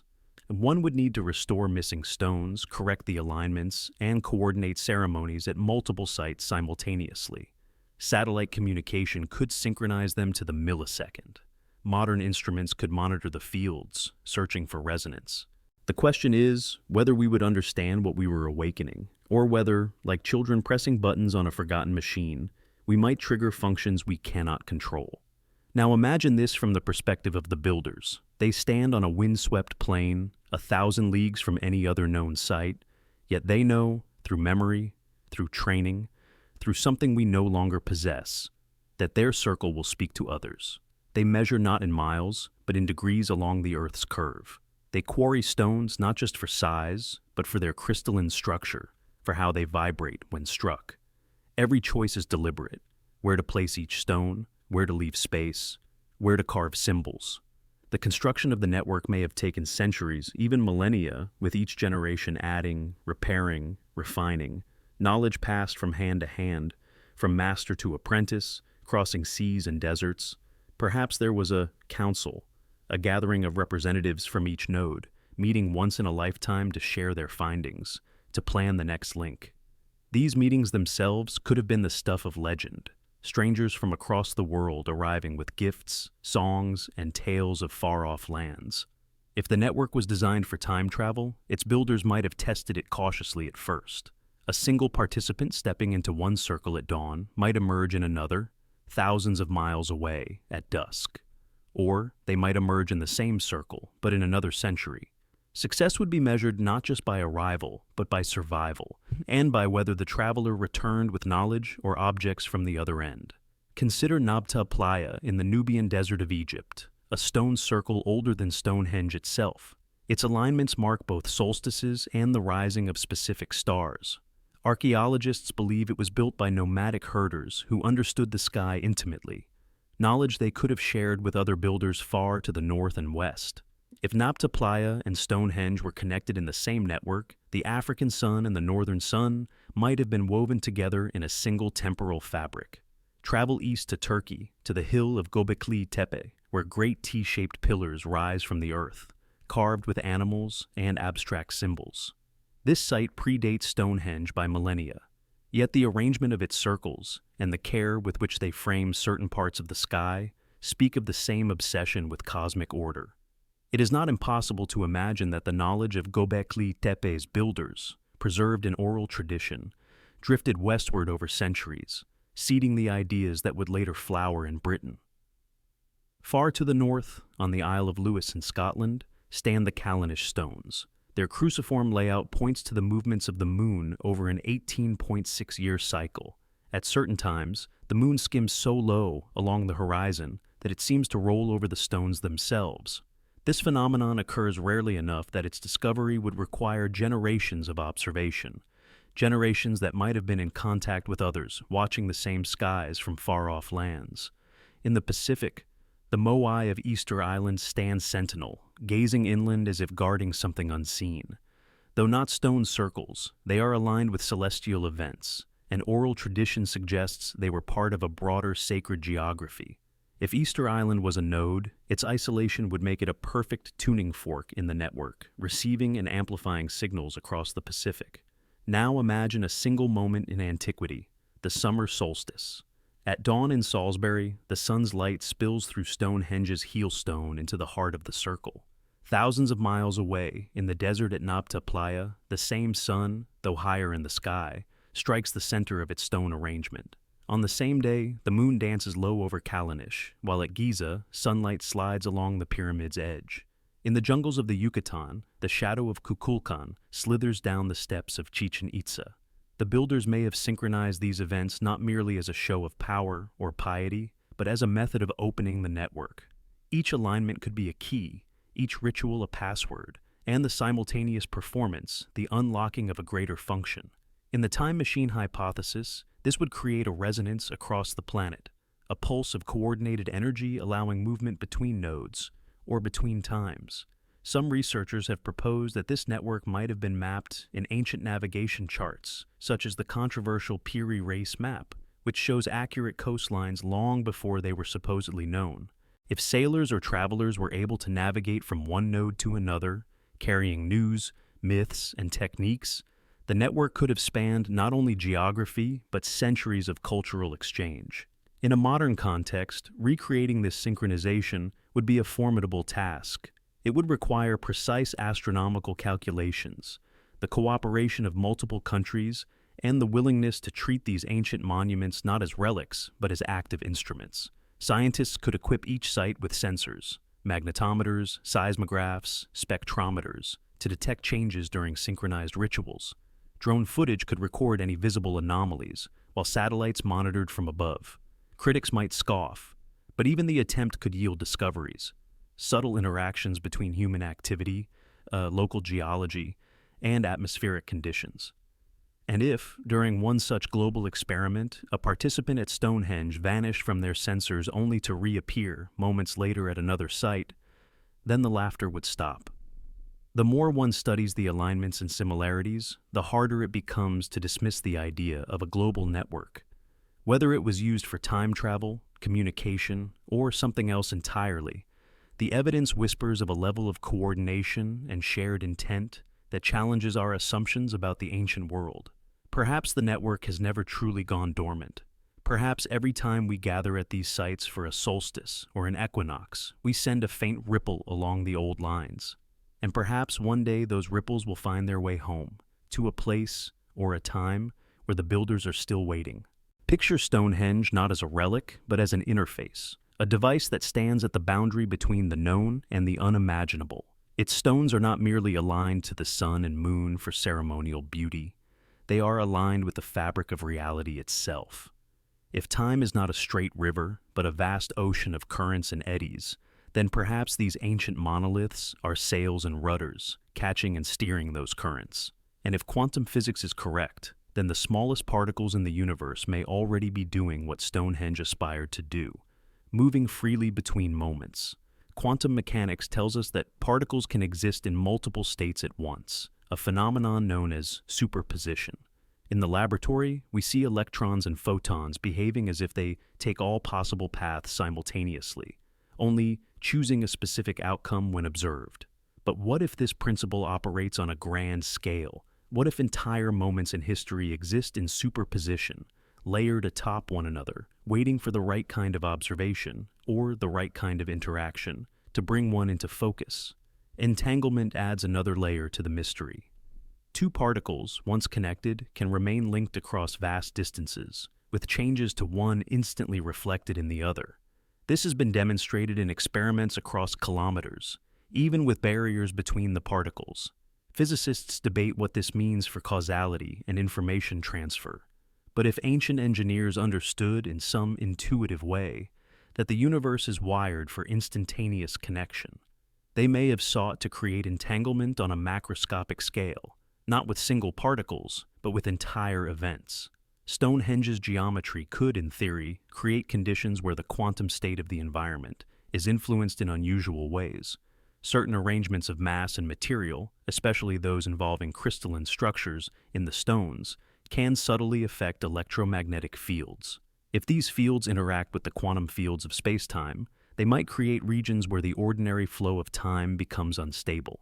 Physicists call these hypothetical regions closed time-like curves, loops in time where cause and effect become tangled. Now, imagine a ritual designed to exploit this instability. Participants stand at specific points between the stones, their bodies acting as conductors, their movements timed to the rising sun or moon. Drums provide rhythmic pulses, perhaps mimicking the frequency of Schumann resonances in the Earth's atmosphere. As the final alignment occurs, a shaft of light through the heel stone into the center, the portal opens.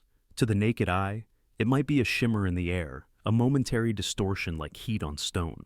To the participant, it might feel as if the ground has fallen away, and they are adrift in a space without past or future. In such a moment, quantum uncertainty could become perceptible.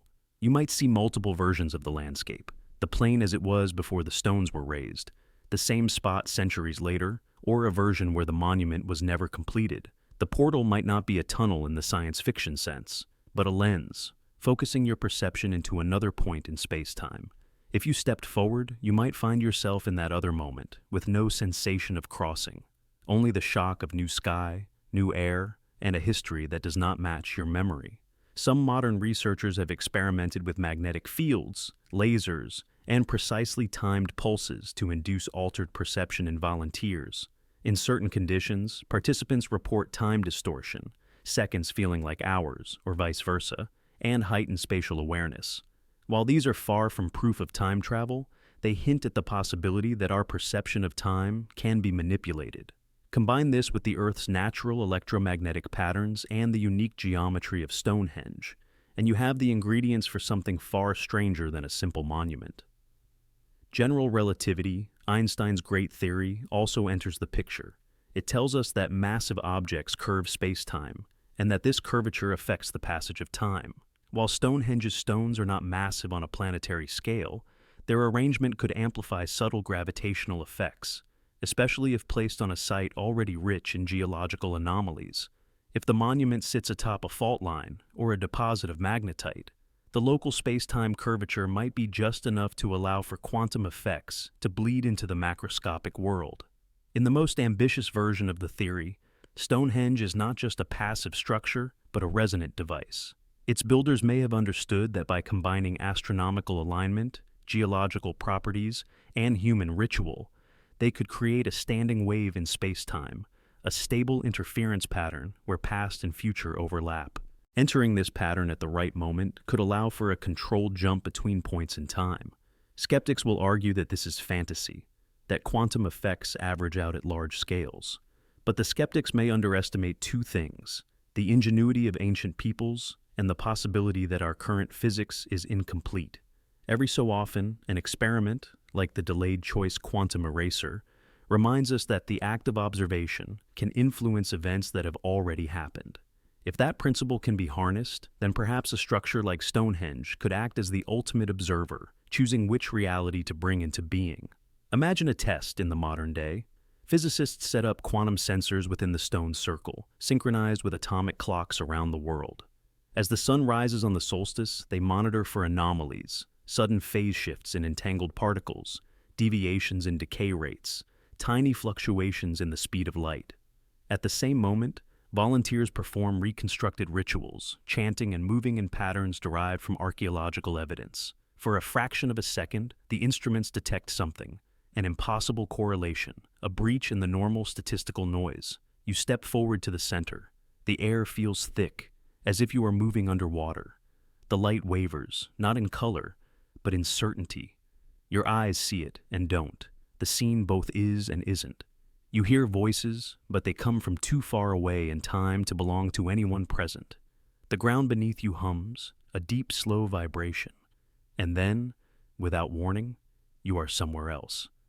Perhaps only a few meters away in space, but decades away in time. The portal holds for as long as the alignment lasts, and then, as suddenly as it appeared, it collapses, returning you to the present. Consider the principle of quantum tunneling, the ability of particles to pass through barriers they seemingly should not be able to cross. On the atomic scale, it is commonplace. On the human scale, it seems impossible. But what if certain locations on Earth act as amplifiers for this effect, allowing not particles but entire moments to tunnel between points in time? If Stonehenge's placement coincides with a natural thin spot in space-time, like a valley in the landscape of reality, then its stones could serve as the guides and markers for such a crossing. Ancient builders may not have known the term quantum tunneling, but they could have recognized its effects. Myths across cultures speak of places where people vanish, only to return days or years later, unchanged. In Celtic legend, a traveler might step into a ring of stones and find themselves in the land of the Fae, where time moves differently. To modern ears, these are fairy tales. To a physicist, they sound uncannily like layman's accounts of temporal displacement. The geometry of Stonehenge could, in theory, function as a quantum interferometer. In modern physics labs, interferometers split a wave of light, of matter, into two paths, and then recombine them to reveal minute differences in phase. If time itself is treated as a wave, then perhaps the circle's layout allowed the builders to measure or even manipulate these phases. By creating constructive interference at a precise moment, they might have produced a standing wave in time, an area where two different moments coexist. Picture this. An ancient astronomer priest stands in the circle during the winter solstice. He holds in his hand a polished stone sphere, carved from a crystalline mineral that resonates with the Earth's magnetic field. He turns it slowly, aligning carved markings with the shadow of a standing stone. In that instant, the geometry of the monument, the position of the sun, and the mineral's properties combine to create a localized temporal distortion. For a heartbeat, he sees two suns, one in his present, one in a distant past or future. Modern science has already brushed against similar effects. Experiments with superconducting circuits, operating near absolute zero, have produced particles that appear to interact with their own past states. Time crystals, structures that repeat not just in space, but in time, are now an area of active research.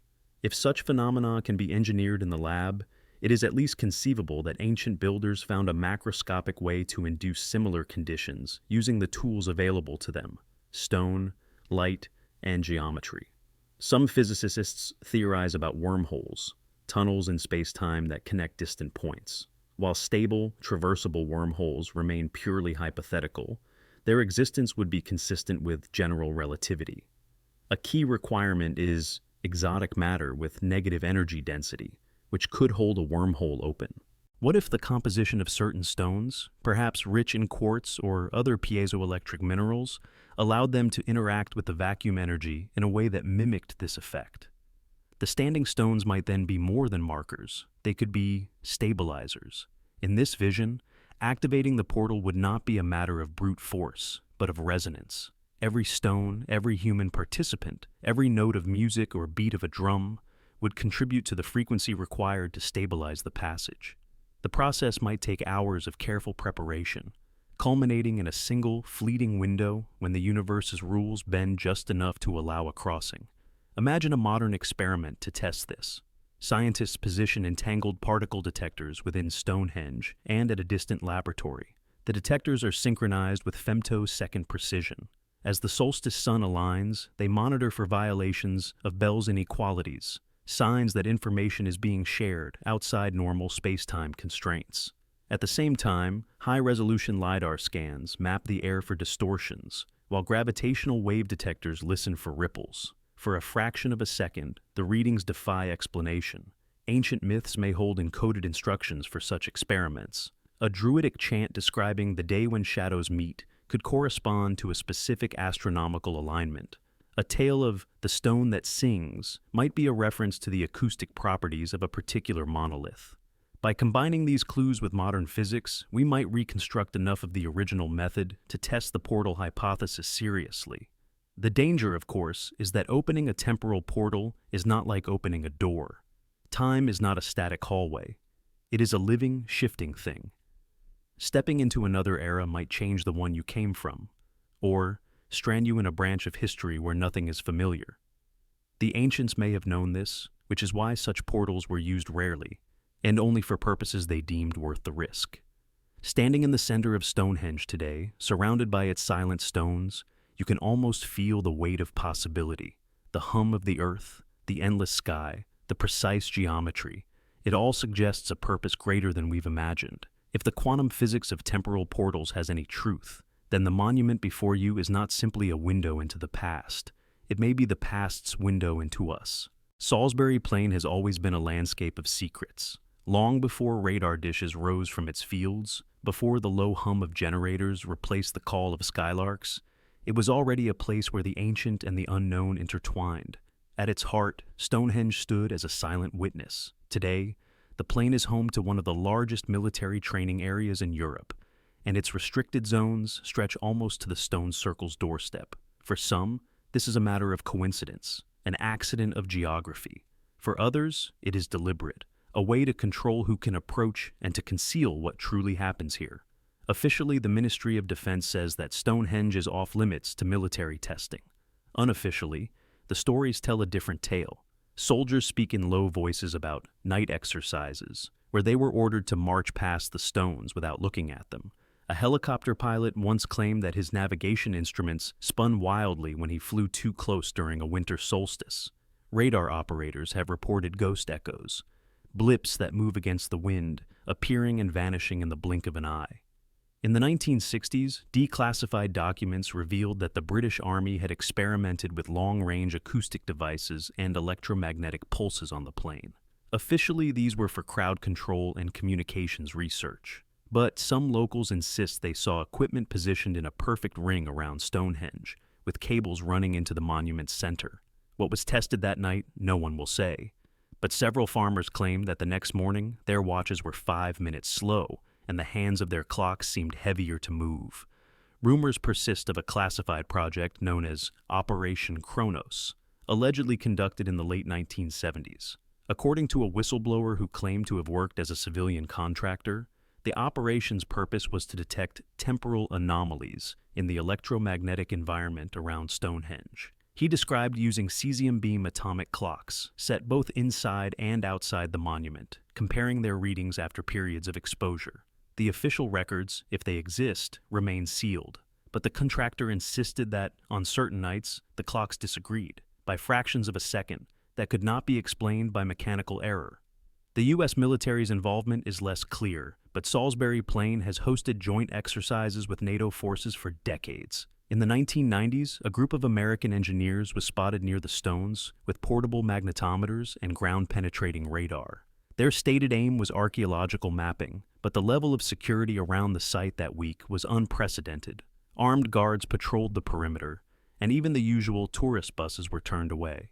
One of the strangest accounts comes from a retired signals officer who trained at the nearby Larkhill base. He claimed that during one exercise, his unit was tasked with relaying coded messages through a shortwave bounce experiment. Unbeknownst to them, one of the transmission lines was routed through a small camouflaged structure near Stonehenge. When they activated the system, the signal allegedly split into multiple returns, some arriving milliseconds before the initial transmission, as if the message had looped back from the future. Satellite images of Salisbury Plain show more than just barracks and training grounds. There are odd circular markings in restricted zones, perfectly symmetrical, as if great wheels had been pressed into the earth. Some align eerily with ley lines traced by researchers, converging near Stonehenge. Are these simply the remnants of old target ranges, or something far stranger?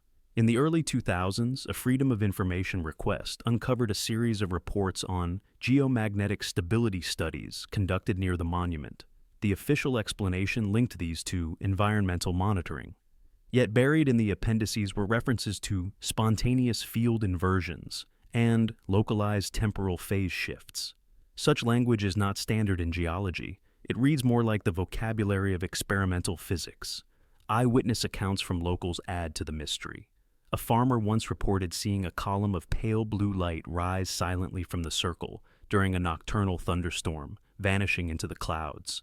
A group of hikers claimed they saw figures moving between the stones on a night when the site was closed, figures that shimmered, as if seen through heat haze. When security arrived, no one was found. If Stonehenge is or was a functioning time-related device, the military would have every reason to investigate. Control over such a mechanism could mean instant deployment of forces, reconnaissance across centuries, or even the ability to alter events. But such power would also be unimaginably dangerous. A single intervention in the past could ripple unpredictably into the present. It is not just Britain that guards ancient sites. Around the world, megalithic structures often lie within or near military zones. In Turkey, parts of the Göbekli Tepe region are under restricted access. In Peru, areas near the Nazca lines have hosted classified overflights. The pattern suggests that governments understand something about these places, something worth keeping from the public. One anonymous former royal engineer, speaking decades after his retirement, recalled being part of a night operation in the late 1980s. His team was told they were testing communications interference resistance in the shadow of the stones. They carried heavy crates filled with unfamiliar electronics, devices that glowed faintly even when unpowered. The orders were precise. Place each unit at pre-marked points around the monument, all equidistant from the center. When activated, the devices emitted a low, pulsing vibration that could be felt in the chest. He said he felt an overwhelming pressure in his skull, like being deep underwater. The stars above seemed to shift, their positions subtly wrong. One of his comrades swore he saw the silhouette of a wooden henge rising over the sarsen stones, an image of the site as it might have looked millennia earlier. The operation ended abruptly when several instruments overheated and failed simultaneously. The next day, his unit was told never to speak of the event again. In another account, a U.S. Air Force liaison working with NATO forces at Salisbury Plain claimed that the Americans brought in experimental LiDAR and neutrino detectors under the guise of geological surveys. These devices were aimed at the spaces between the stones, scanning for fluctuations in particle densities. According to his testimony, they recorded brief but measurable anomalies, tiny spikes in energy that corresponded with no known atmospheric or geological cause. Locals have also noted the strange restrictions that occasionally appear without warning. Entire sections of road are closed, not for visible construction, but for equipment calibration. Helicopters hover low over the plain at night, their lights off, sometimes in complete silence, as if their engines are muted. Amateur radio operators in the area report bursts of encrypted transmissions during these closures, often using frequencies outside the normal military bands. A particularly chilling story comes from a civilian archaeologist who was contracted for a survey in 2005. He claims he was approached by two plainclothes officials who asked him to assist in magnetic baseline measurements around the henge. While taking readings, he noticed that his compass needle spun slowly, completing a full rotation every minute. His electronic equipment showed periodic data gaps, exactly 4.2 seconds long, occurring at perfectly regular intervals. When he tried to question the officials, they told him the gaps were due to signal dropout and changed the subject. Some researchers believe these intervals could represent a temporal oscillation, an underlying heartbeat of the site that becomes detectable only under certain environmental or technological conditions. The secrecy isn't limited to Stonehenge itself. The nearby Porton facility, famous for its chemical and biological research, has long been suspected of housing other, less conventional programs. If there were ever a government body positioned to explore the possibility of temporal phenomena, it would be one with access to the plane, advanced sensors, and no obligation to disclose its activities. Global parallels only deepen the intrigue. In Russia, the megalithic site of Arkhim sits near a restricted military testing ground. In Egypt, the Giza Plateau has been overflown by classified aircraft under the pretext of geological mapping. In the United States, certain ancestral Puebloan sites in the Southwest lie within or adjacent to Department of Defense lands. The coincidence is too consistent to dismiss entirely. Imagine a hidden global initiative, a network of military scientific projects designed to probe the anomalies of ancient sites. Stonehenge would be a prime candidate, both for its accessibility and its layered history of astronomical alignment and myth. The experiments might be carefully timed to align with rare celestial events, exploiting the natural geometry of the site to enhance whatever phenomena they seek to measure or control. In one speculative reconstruction, a modern activation might unfold like this. Midnight on the summer solstice. The site is cleared of tourists hours in advance, under the pretext of preservation work. Cargo trucks roll in, their contents hidden under tarps. Technicians set up a ring of superconducting coils connected by fiber optic cables, each coil placed precisely where a missing stone once stood. Power is drawn from portable reactors.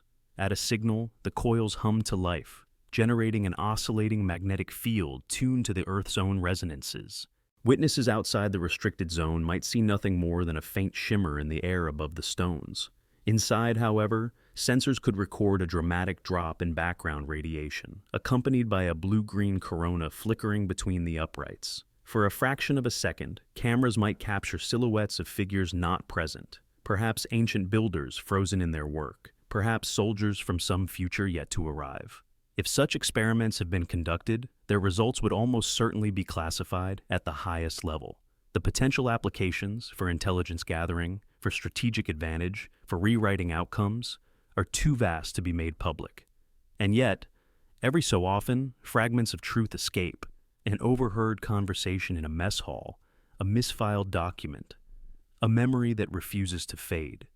To stand on Salisbury Plain at night, with the distant sound of gunfire from training grounds and the looming presence of the stones, is to feel the overlapping layers of history and secrecy. Here, the ancient past and the cutting edge of military science might not be as far apart as we think. And if somewhere deep in a secure bunker there is a control panel labeled simply Chronos, perhaps the guardians of that knowledge know that to reveal it would change the world forever. They say time is a river, steady, relentless, flowing in one direction, but rivers bend. They eddy. They turn back on themselves in hidden whirls where a leaf can circle forever without being carried away. What if the same is true for time? What if the great monuments of the ancient world are not simply markers of history, but anchors for these hidden whirls, places where the present folds into itself and the past refuses to stay buried? Stonehenge is the obvious suspect, but it is not alone. Scattered across the globe are structures whose purpose remains elusive: cyclopean stone circles, temples aligned with the heavens, standing stones that hum faintly in the wind. Archaeologists have tried to read them as calendars, ceremonial spaces, or fortresses. But the possibility that they are devices to trap moments, loops in which time endlessly replays, has always lingered at the edges of myth and science alike. In physics, a time loop is more than a fantasy. Closed time-like curves are mathematical solutions to Einstein's field equations, describing paths through spacetime that return to their starting point. If such curves exist, they would allow events to fold back on themselves, creating causal loops. In theory, they require extreme conditions, intense gravitational fields, perhaps near rotating black holes, or exotic matter that warps spacetime in improbable ways. In practice, we have no confirmed examples. And yet, there are places where the laws of reality seem to strain, where people lose minutes or hours with no memory, where legends describe days repeating. Stonehenge's alignments, its geometry, and its materials all suggest that it was designed with more than one purpose in mind. The solstice lines are obvious to anyone who watches the sunrise from its heart, but less obvious are the geometrical harmonics, the distances between stones that form ratios echoed in music, the placement of trilithons that mirrors interference patterns in waves. Could these harmonics create a standing wave, not in air or stone, but in time itself? Legends from the Celtic and Druidic traditions speak of nights that never end, and feasts that last until the same dawn returns. In one tale, a group of hunters chasing a white stag through the mists of the plain entered a ring of stones and emerged to find that the hunt had begun again, their quarry still ahead, their muscles unwearied, the sky unchanged. They repeated this chase 3 times before one hunter broke the circle and the world lurched forward into evening. Folklore dismisses such stories as moral warnings, but to a physicist, they have the shape of a loop. There are similar accounts far from England. In the Andes, Quechua elders speak of huacas, sacred stones, where travelers have vanished for a short sleep, only to wake to find the decades have passed in the world beyond. In the deserts of Jordan, Bedouin guides warn of standing in certain niches of Petra at noon, lest the sun catch you there and turn the day over again. These accounts share an unsettling detail. The return is seamless. No one reports jumping through time. Instead, they speak of reliving, retreading, refeeling, until something, an action, a choice, breaks the loop. Could ancient builders have found natural space-time vortices and fixed their monuments over them? Just as sailors once learned to read whirlpools by the swirl on the water's surface, perhaps these people learned to detect the subtle magnetic or gravitational signatures of temporal eddies. Building over them might not only stabilize the loop, but also make it accessible, a feature they could use for ritual, prophecy, or protection. Modern science has brushed against such possibilities. In quantum experiments, particles sometimes behave as if they have interacted with their own past states. Entanglement itself hints at a deeper connection between times as well as places. If, at a macroscopic scale, a structure could amplify these effects, through resonance, through alignment with cosmic cycles, it might become a stable loop anchor. And if it could do that, it might also become a trap. Imagine walking into Stonehenge on a misty morning, alone. You take 20 steps to the center. The air feels heavy, your breath visible despite the summer warmth. You hear a sound, low, rhythmic, like distant drums. You turn toward it, see nothing, and keep walking. When you step between 2 of the tallest trilithons, the sound stops. The mist clears. You find yourself facing the sunrise, just as you were when you entered. You take another 20 steps, and realize you are once again entering the circle. How many times before you notice? How many times before you remember noticing? Some researchers have suggested that looping phenomena could explain anomalies in carbon dating at certain sites. If a loop causes time to stall locally, decay rates could appear inconsistent. It might also explain why some artifacts seem preserved beyond expectation, as if less time has passed for them than for the surrounding world. Detecting such a loop today would require extraordinary precision. Atomic clocks placed within and outside the monument could be synchronized to the nanosecond. If a loop exists, clocks inside might fall behind or race ahead, depending on its nature. Gravimeters might detect minute fluctuations, as the local geometry of spacetime flexes with each cycle. High-speed cameras could capture repeated micro-events, a bird's wing in mid-beat appearing in 2 consecutive frames despite continuous motion. But there is a darker possibility, that loops are not mere curiosities, but purposeful constructs, designed to hold something in or keep something out. In this reading, the builders were less concerned with marking seasons than with locking a fragment of time away from the flow. What could they have been hiding? A dangerous knowledge? An event too terrible to allow to unfold? Or perhaps a visitor from another when stranded and dangerous, whose prison was a moment doomed to repeat? Global patterns deepen the suspicion. The stone circles of Nabta Playa in Egypt, the megaliths of Karnak in France, the basalt columns of Nan Madol in Micronesia, all share geometric features that could be tuned to similar resonances. Perhaps they are nodes in a vast ancient network, each guarding its own loop. Some even align with each other over astonishing distances, as if to synchronize cycles. There are whispers among fringe physicists of a hidden symmetry in these sites, an echo of the cosmic Lissajous curve, a pattern formed when two oscillations of different frequencies combine. In time, such a pattern could manifest as repeating events with a slight drift, giving the impression of an imperfectly sealed loop. Could this explain myths of once in a generation or once every 1,000 years events at sacred places? The danger of investigating such a phenomenon is clear. Step into a loop without knowing how to leave, and you could become part of its repeating script.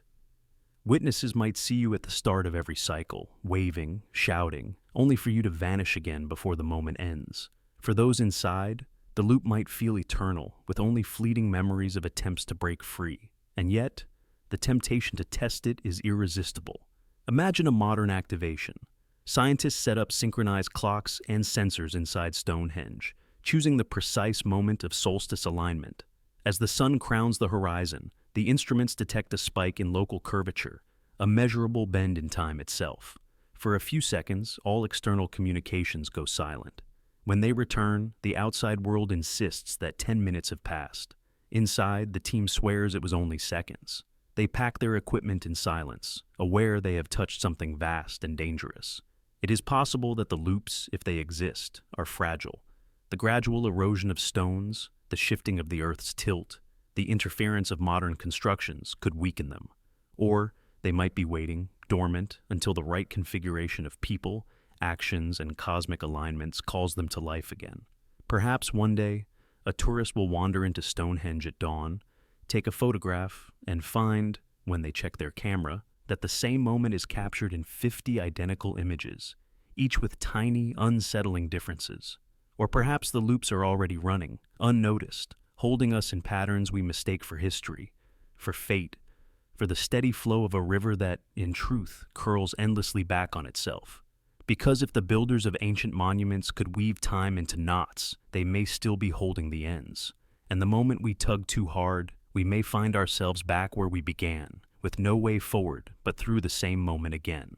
If Stonehenge were truly a time machine, the stones would not only hold the power to travel, they would hold a question older and heavier than history itself. Not how to use it, not when to use it, but whether we should use it at all.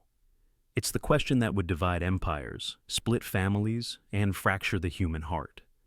Because the moment you can step into the past, you also step into a place where morality is no longer abstract.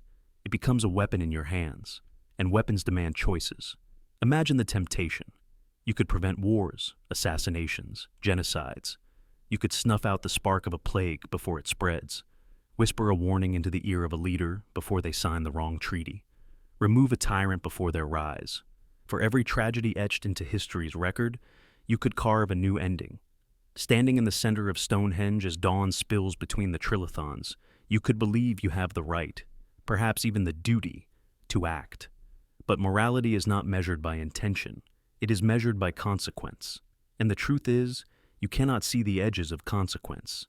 History is a web, not a chain. Every moment is linked to others in ways too complex for any single mind to map. Alter one, and the tremor will ripple outward, shaking events centuries away in places you will never see. Save one life, and you may doom another. Stop a war, and you may prevent the unity or innovation born in its ashes. Even kindness can become poison in the wrong era. In 12th century China, a proverb warned, "Do not move the stone in the stream, for the fish know its place." It is an echo of an older truth, that balance is invisible until it's broken. If you step through Stonehenge and shift a single stone in time's stream, you do not know what life downstream will vanish forever. Consider a surgeon in the 22nd century who uses Stonehenge to leap back to 1912. She boards the Titanic, warns the captain, and saves over 2,000 lives. She returns to her present to find no one has ever heard of the Titanic, but also no one has heard of the international safety reforms inspired by its sinking. Passenger liners in her new timeline are still built with weak hulls, and a far worse disaster in 1974 kills 20,000 in a single night. The surgeon saved those she saw, and doomed those she didn't. The moral paradox deepens with personal motives. A parent might step through to save their child from an accident. A lover might go back to stop a breakup, a betrayal, a death. But love, for all its beauty, is selfish in its blindness. What if your child's survival leads them down a path that causes others to suffer? What if the heartbreak you erase was the wound that shaped someone's compassion? When you change the cause, you change the person. And when you change the person, you change every life they will ever touch. Even identity becomes unstable. Once you alter the past, are you still you? Or have you erased the version of yourself that made the choice to travel? Philosophers argue that the traveler's self might be overwritten, their memories, desires, and very existence reshaped into something unrecognizable in the new present. You may arrive home to find that you never existed there at all. Consent is another wound in the argument. Altering history forces billions of lives into a new story they did not choose. You decide, without their knowledge, who will live, who will die, who will be born, who will never draw breath. It is a godlike power, but gods, at least in myth, were held to account. Who would hold you to account? In the hands of governments, the danger sharpens. History could become a battlefield replayed until victory is absolute. Defeats could be erased, rival leaders erased from birth, uprisings smothered before they ignite. Each loop could spawn a darker, more engineered reality until nothing of the original remains. A time machine is not only a historian's dream, it is a tyrant's last wish. And yet, the cruelest moral weight may fall not on those who act, but on those who choose not to. If you stand in the circle knowing you could save a life, a city, a civilization, and you turn away, are you complicit in their suffering? Does having the power create an obligation to use it, no matter the risk? This is the most merciless trap of all. The knowledge that inaction is also an action, that doing nothing is a choice with consequences just as real as intervention. Some ancient myths seem to grapple with this exact torment. In one druidic fragment, a priest is given a vision of a battle in which his people will perish. A spirit offers him passage to a day before the fight, so he can warn the warriors and change the outcome. The priest refuses. In the aftermath, he is cursed as a coward, his name spat on for generations. Only centuries later does the prophecy reveal itself. The battle's loss unites warring clans against a common enemy, creating an alliance that endures for 1,000 years. The coward saved them all, but no one in his time would ever know. Standing inside Stonehenge with such power would mean carrying that same loneliness. You would act, or refuse to act, without applause or forgiveness, often without certainty that you chose rightly. The stones would give you no counsel. They would not tell you what future your choice will make. They would only open the door. Perhaps that is why the builders, if they truly unlocked this power, chose to seal it away. Not because it was impossible to control, but because no one was worthy to control it. They may have stood in the circle themselves, centuries before our first histories were written, arguing the same questions. Perhaps they tried to change something and saw what it cost. Perhaps they returned to a world made alien by their own hands, strangers in their own homes, unable to undo the undoing. And so they might have decided, better to guard it in silence than to tempt the world with its promise. Better to build a monument so steeped in mystery that its true function would be buried beneath layers of calendar theories, astronomical alignments, and ritual speculation. Better to let it stand as a riddle, not a weapon. If that is true, then every tourist's photograph, every archaeologist's trench, every scientist's sensor is playing at the edges of a choice the ancients already made, to leave the past as it is. The stones might not just mark where we once were, they might be warning us never to go there again. The question lingers in the air between the Sarsens like a held breath. If you could change the past, would you? And perhaps, if you listen closely in the stillness, you might hear the builder's answer carried in the wind. Not we cannot, but we must not.